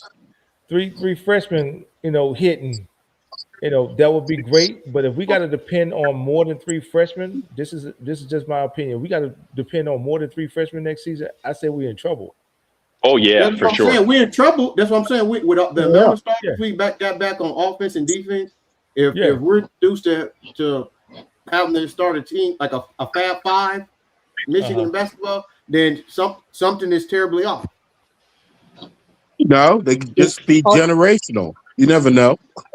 On defense, hold on. More than 3, Walter? You listen. You never know. Okay. A lot of these freshmen are older freshmen. Okay. I understand a couple of them are hellbacks. So they're not the booby feasters who's coming in here at 17. So you never know. It's not likely. Historically, it's not likely. Yeah, historically, it's not likely. But historically, nobody expected Signetti to do what he did, right? Yeah. Nope, they did not. You could be an outlier once in a while. Man, one thing I want to.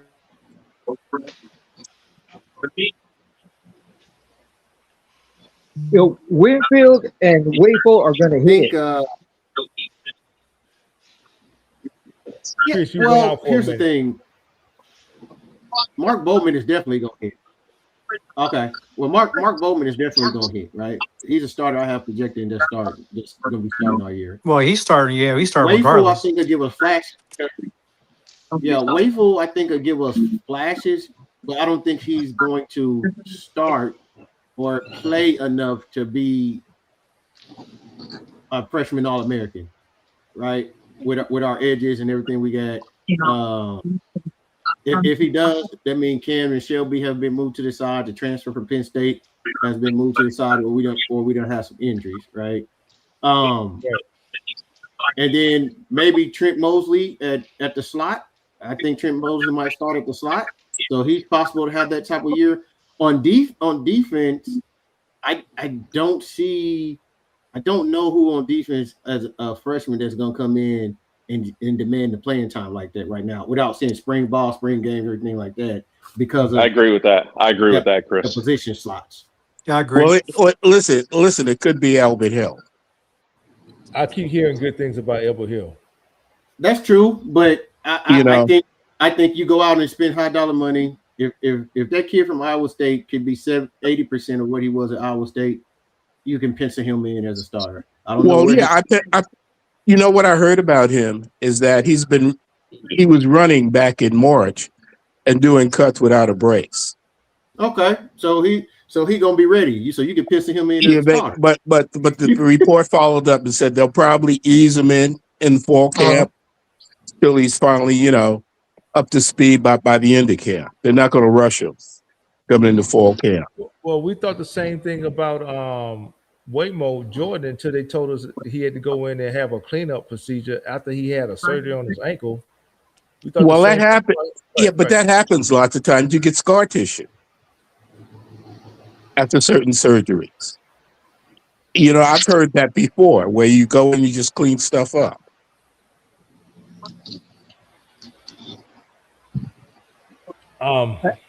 at my age, that's called maintenance. Because that's what I do to my left knee. Yeah, that's at your age though. We're talking about a 19. We're talking about a 20-year-old kid. No, I'd rather them be safe than sorry when it Yeah, comes I to agree someone with that has an 100%. injury. Yeah, definitely. Yeah. So My conjecture is, like I said, if we got to depend on more than 2 to 3 freshmen, man, we're in trouble. It means one or two things happen. Either our upperclassmen hadn't really developed in time enough for them, our Right. seniors had really developed enough in time for them to actually contribute Or and take injuries. us to that next Or level, injuries. or we're full of injuries. And Or if, they're generational. Or they hit. Yeah, let me exactly. ask you a question, Walter Clark. What's the Okay. odds of you having 5 to 10 generational freshmen coming in? I'm not saying 5 to 10. You're saying 3. Well, I said more than 3. I said Oh, more no, than 3. no. I'm not saying, Okay, 4. 5 Y'all meet in the middle. over 5 are going to be generational. No. I'm not saying that. Yeah. But I'm not worried. Look, we had Jakeem last year played with a fractured foot, Right. and he showed you what he could do. Right. He didn't hit though. So let's be real clear. He flashed. He didn't hit. But he was also a freshman All-American. Yeah, And he was- freshman All-American. Come on. That don't mean anything. That's a Why? that's So a how you going to that's shoot a that down? Austin, that's a certificate. Austin, how you No, gonna do that? hold on. I think Hold on. Stewart hit. I think Stewart hit. I don't think so. I don't think so. He had a fractured foot all season long. Again, guys. Again, I get he was injured, but we're hitting. There's no asterisk to hitting. You either do it or you don't. God. You either do it or you don't, guys. He didn't change the defensive line. Our defensive line didn't suddenly turn into an elite unit because of him. That's what I'm talking about. So, Walter, you keep saying generational. You can't fight against my definition here. You said it yourself. It's unlikely. I would agree. He didn't hit at that level last year. Nothing got changed. Our defense was still terrible. That's the line. If you want to be a great defense, somebody's got to come in here and change stuff. If your upperclassmen don't do it, some of these young guys are going to have to do it. That's how tough this is going to be for USC this All right, season. cool. Also, let's do it like this. Give me one potential hit you see on that defense next season. Give me one. I do think Wafel's going to play a lot because I hate to say it, the guys who've been playing on the edge previously, nobody's got any snap. None of those guys are true pass rushers. Sorry. Braylon Shelby been there a long time, and he's struggling to get over 3 sacks a year. I'm just giving you facts. So Did Shelby we lead do. the team in sacks last season. Did he? Lead No, the other guy did. Shelby had like 4 sacks. The other guy had 5. He led the team. I forget the guy from Georgia. Crawford. Crawford had 5. Yeah, Crawford had 5.5 sacks. Yeah. and he had 3 of those sacks in the first 2-3 games. Exactly. That's So my you point. saying Remember, in we the were leading the games? nation in sacks. Remember leading the nation in God. sacks?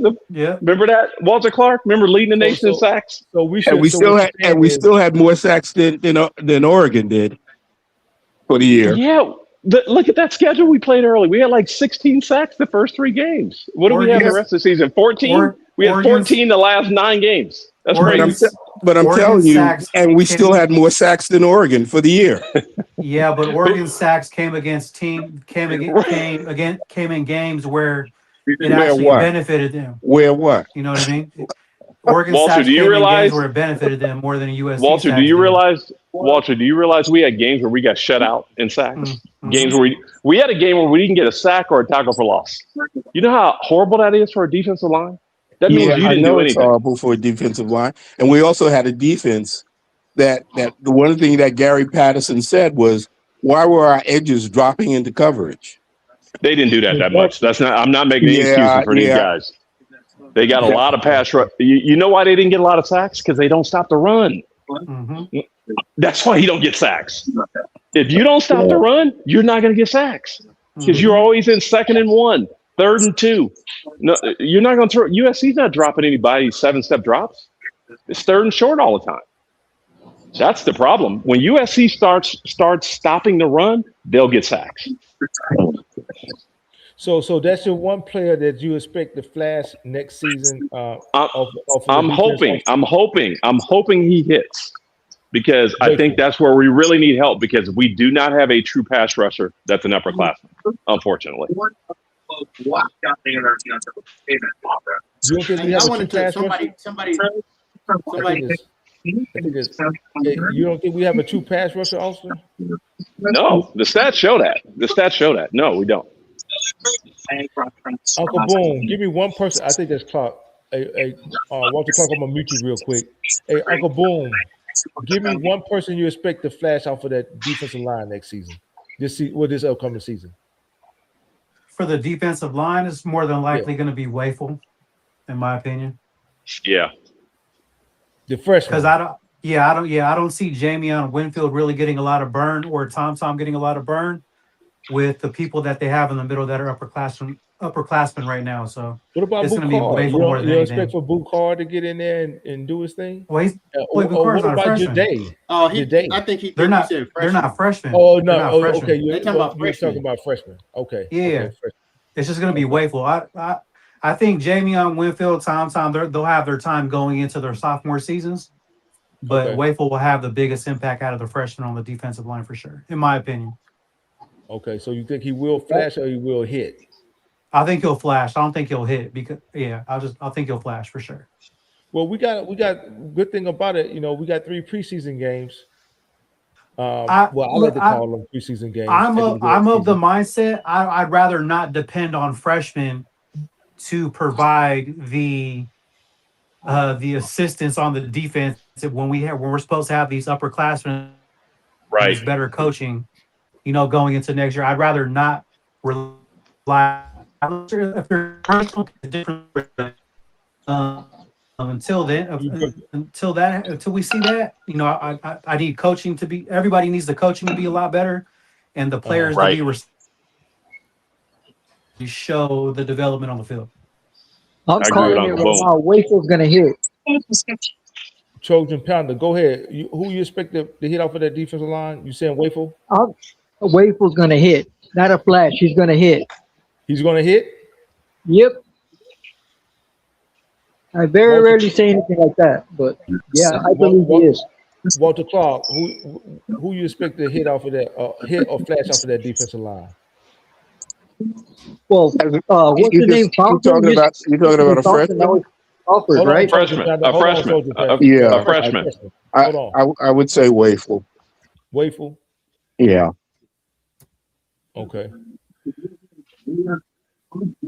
He's making a lot of money, so he's gonna get the opportunity. You're making that much money, you got to get the opportunity. Oh, for sure, most definitely. Mm-hmm.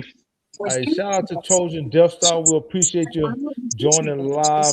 We're here talking about the polls. We're also talking about some other defensive expectations coming up this season. What it's going to take to get us over the hump, and that's what we'll close out the show with. We're coming up on the 2-hour mark. We'll get ready to close out on the show. We'll start off with you, Trojan Pounder. What's it going to take to get the Trojans, Lincoln Riley, and the team over that hump and into the playoffs? One thing.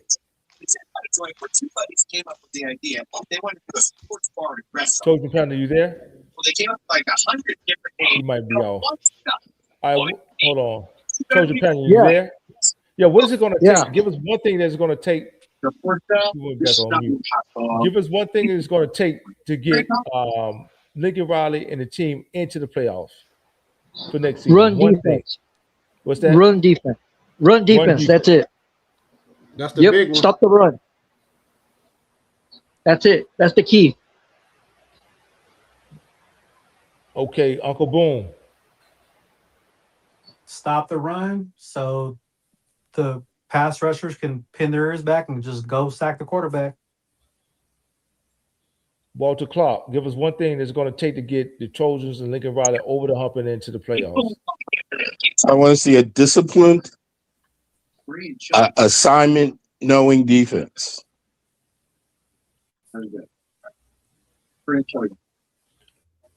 Discipline and assignment sound defense. Yeah, assignment sound defense. Yeah. And also, my man, what is it going to take? That one thing is going to take to get Lincoln Riley and the team into the playoffs. Physicality on the line of scrimmage, something they haven't shown in close to 17 years. Also, you got to beat Oregon. Their season is riding on that game. riding on that game. Physicality on both sides of the ball, right? Yep. I'm gonna be clear. You don't beat Oregon, lights out. Chris, my man. You still there, Chris? You're stopping the run. You already know what I'm gonna say. I know everybody's saying, yeah, I know everybody's saying stopping the run, but I want to say Lincoln Riley's in the offense ability to run the ball when the other team know we're going to run the ball.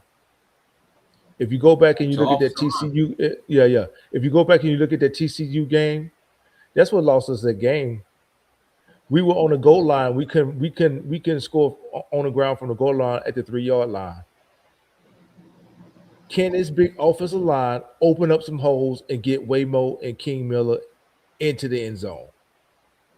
That's going to be the key in my perspective. Can we run the ball when they know we're going to run the ball? The trenches. So what everybody basically saying is offense and defense like trenches. Trenches. Yep. Yeah. All right, I'm gonna say one more thing before we get out of here. We might save this for the next call. But I was trying to get this in, but I was trying to let everybody get their stuff out. So, and this is not a knock against Riley or to sway anybody, anything else. It's just to put it out there because I keep hearing people say Lincoln Riley don't lose at home like at USC. So, but I think we need to take a realistic approach and give you guys honest and let you go with your own decision what you think, right? So, Lincoln Riley is 3-4 while he's at USC at home against ranked teams. 3-4. Yep. 20. He's yes, he has a good home record with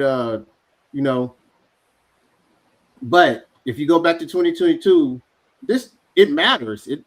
It matters who you play at home, right? Most so definitely. If you go back to 22, the wins at home was Rice, Fresno State, a bad Arizona State team, a bad Washington State team, a bad Colorado team, beat Notre Dame at home. Notre Dame was 8-5 that year, and UCLA, who was 8-5 that year. You go to 2023 at home, beat San Jose State at home, Nevada at home, a bad Stanford team at home, a Arizona team that we almost lost to. Mm-hmm. They shouldn't even get that close with their defense. This was Washington actually. Before Penix. No, we lost to Washington. I'm sorry. I don't even know what that's on there. And we lost to Notre Dame. So you go to 2024. We lost to Utah at Utah that year. In 2024, we lost to Utah.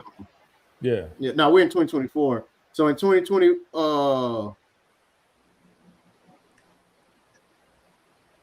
yep. So the home wins was Wisconsin, down, Nebraska. They were about the same season as us, the Miller Marsh year, and the other home win that was it that year. Now you go to last year, Missouri State, Michigan State, Northwestern. Two good wins at home was Iowa and Michigan. So I don't know. I give you guys the information and you tell me what you think. Well, hold on. Either you're gonna blame the defense or you're not. What are we doing? We blaming the defense or we blaming Riley? I think you missed. We're not blaming Riley, but what I'm stating is I've been hearing for months now. We're locked to win against Ohio State. We're locked to win against I never Oregon. said that. Wait. Let me finish. Because we play at home that Lincoln Riley don't lose at home. Look at Riley's home record. A lot of people are saying that, though. Oh, exactly. It's a home game, we'll win. That's not true. But all I'm putting out there is the facts. If you look at the overall record, his home record, it looks good. But if you look at the team, if you look at the teams that contribute to those wins, it ain't good. You're not impressed. Context matters. Yep. Yeah, but in that very same statement, Uncle Boone, that context mattered. Are we going to blame the defense or are we not? Because Lincoln Riley, even though he's a head coach, he's done his job. He's put points on the board. And that's So why I do give him some credit for going out and getting a Gary Patterson who has experience with coaching defense and actually teaching defense, as opposed to a bunch of NFL coordinators who come in and expect for these kids to be on the same level as an NFL player, so they just out there teaching plays. I expect for Gary Patterson to actually right the ship defensively. But I can I can play I can understand. I can understand Riley's plight because he's done everything that he's could outside of having that defensive coordinator in position to win these games. He's done it. But what we're saying is this is an offense or defense thing. What we're talking about is the notion and the narrative out there that Lincoln Riley don't lose at they're home. not great at home. They're not great at home. That's And all he's saying. I get that part, but not, what I'm saying is this: if the defense does their part, they win those games. Is what I'm saying. That's what I'm saying. right. I'm not. That's true, but they didn't, and we're Yeah, That's true. Agree. 100%. Agree. 100%. we're at where we're at now. So basically, it's just about can Gary Patterson change the narrative and turn everything around this year going into next year? It's just about changing the narrative. It's a lot. It's a lot on Gary Payton. He got the weight of the USC world on his back because we need it. And No, the weight of it is on Riley's back because he's the head coach. It's on his back. But B Jinx, but B Jinx, you're talking like this offense was flawless last year. It was not.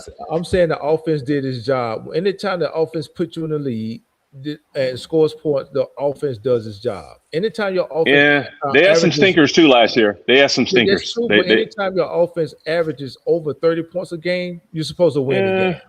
I agree, but it's not average. It's what you score in a particular week, right? And they had some weeks where they didn't do their job, in my opinion. Okay, right? Well, you look at Missouri State. You look at Missouri State. You look at Georgia Southern. 70 points in that game. That's those games help your average. But my whole thing is saying this wasn't to say it's a Riley issue or a defensive issue. That's not it. My whole reason of just putting that out there is that the notion is how great we are in the Lincoln Riley at home, and to put context to it, that if you look at the teams we played, and you can even add up all those teams' records that we played at home that we won against for that year, you're gonna find that it's below the total records are below 500. That those teams that we were playing, that we're saying that we're putting this notion on our back as USC fans. Oh, on the Riley, we play great at home. We don't lose at home. We do this. I mean, you have to look at who you played at home, right? I mean, also, great teams, they don't care. Ranked teams at home.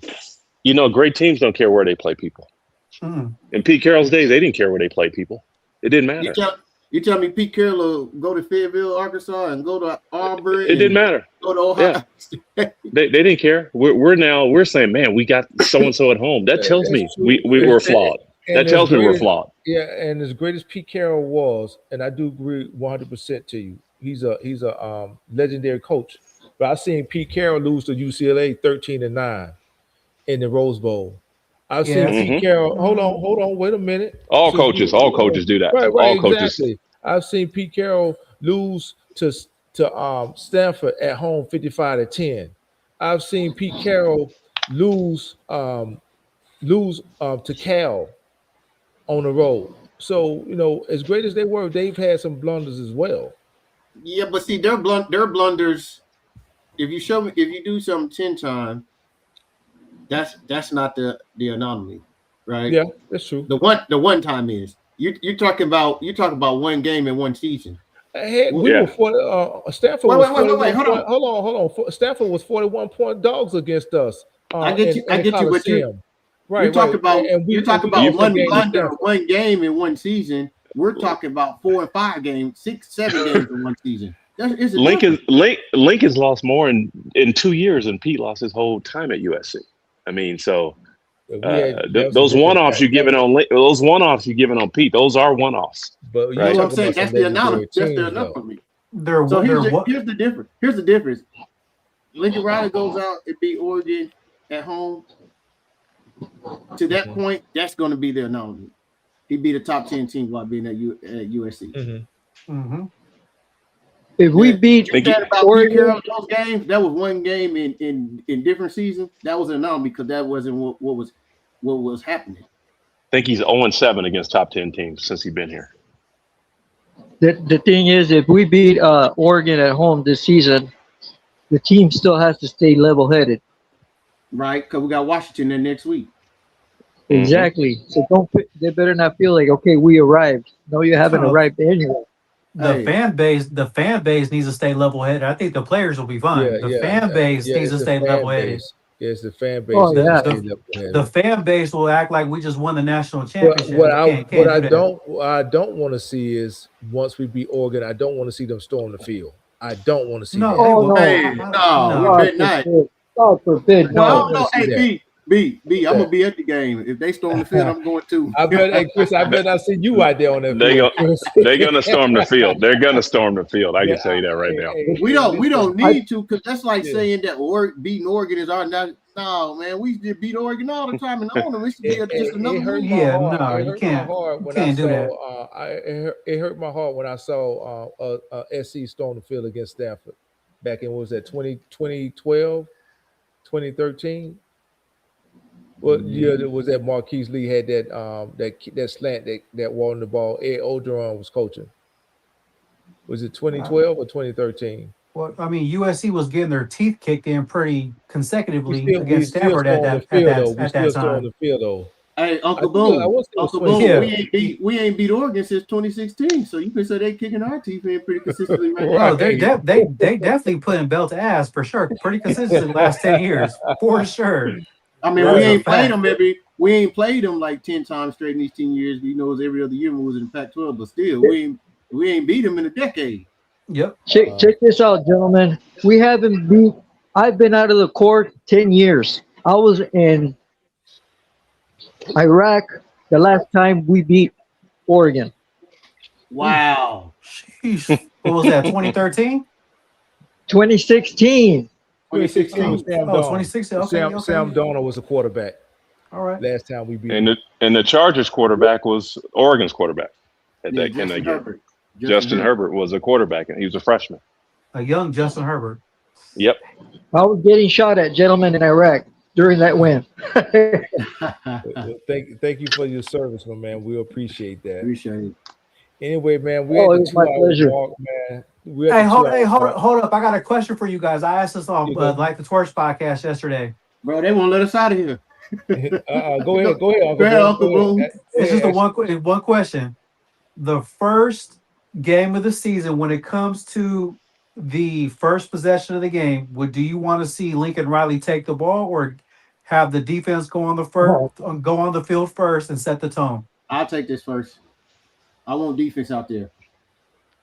Yep. Prove that this team is going to be a defensive team and they can play and they change and they different. I want to see the defense go out there. I don't want to see a turnover. I want to see a 3 and out. Yep. Defense is a tone. I would give me to lead the nation in 3 and outs over turnovers. Because that means you consistently getting off the field. I want to see the deep. We haven't seen.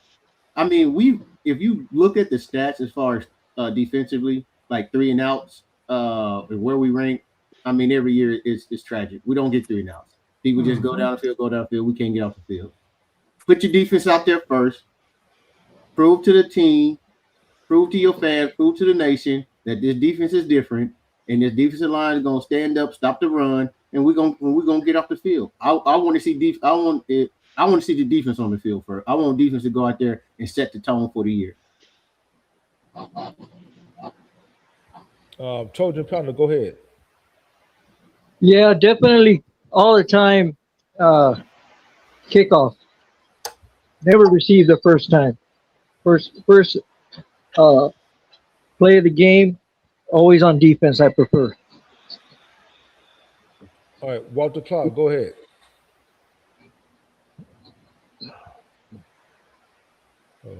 Are you there? Yeah. Walter Clark, go ahead. I said, to me, it makes no difference. All right. And Uncle Boone, originally Lincoln Riley normally takes the ball first. Yeah, It's yeah, because the defense is not up to par and they can't stop the run. So right, I ain't trying to be right. funny, but the best way I don't But think the that's best why way he to take the stop ball first. the best way to stop the run when you can't stop the run is to Chris, go I don't up. think that's why he take the ball first. I do is to go up, put pressure on them, go up, get up 2 scores, and try to make them go away from running the ball. I think he enjoys taking the ball first because he likes to set the tone. He go right down and get a score, which I can understand stopping somebody, but when he goes right down and gets the score, I think it sets the field for him as far as calling the plays I was about to for say, the rest of the game. what does it help when the other team gets the ball and go right back down and score? That's true, but you asking, you said that you think he takes it because we can't stop anybody. I don't think that's true. But I also think go it's ahead. because he wants to jump ahead. He wants to jump I out and think get he I ahead. think he like to set the tone though. I think he likes primarily like to set the tone for his offensive play calling. I Go agree ahead, with Austin. I think he has that I habit. agree I with you, think he B has the habit Dance. to go play from Yeah. behind. Hold on, let's get Austin input real quick. Austin, what you want to see I first? I like going on defense first. I like coming out of halftime where you can expand that lead on offense. You can, Or if you're down, yep. yep. You can space that game. If you already got a 14-point lead, it's a 21-point lead. And it's Mhm. also good. You get that last touchdown before halftime, and you get the ball in the second half. You can really expand without your defense being on the If field. you Mhm. get the ball in the I second agree. half. Yep. That was a great question, Uncle Boom. Great Well, question.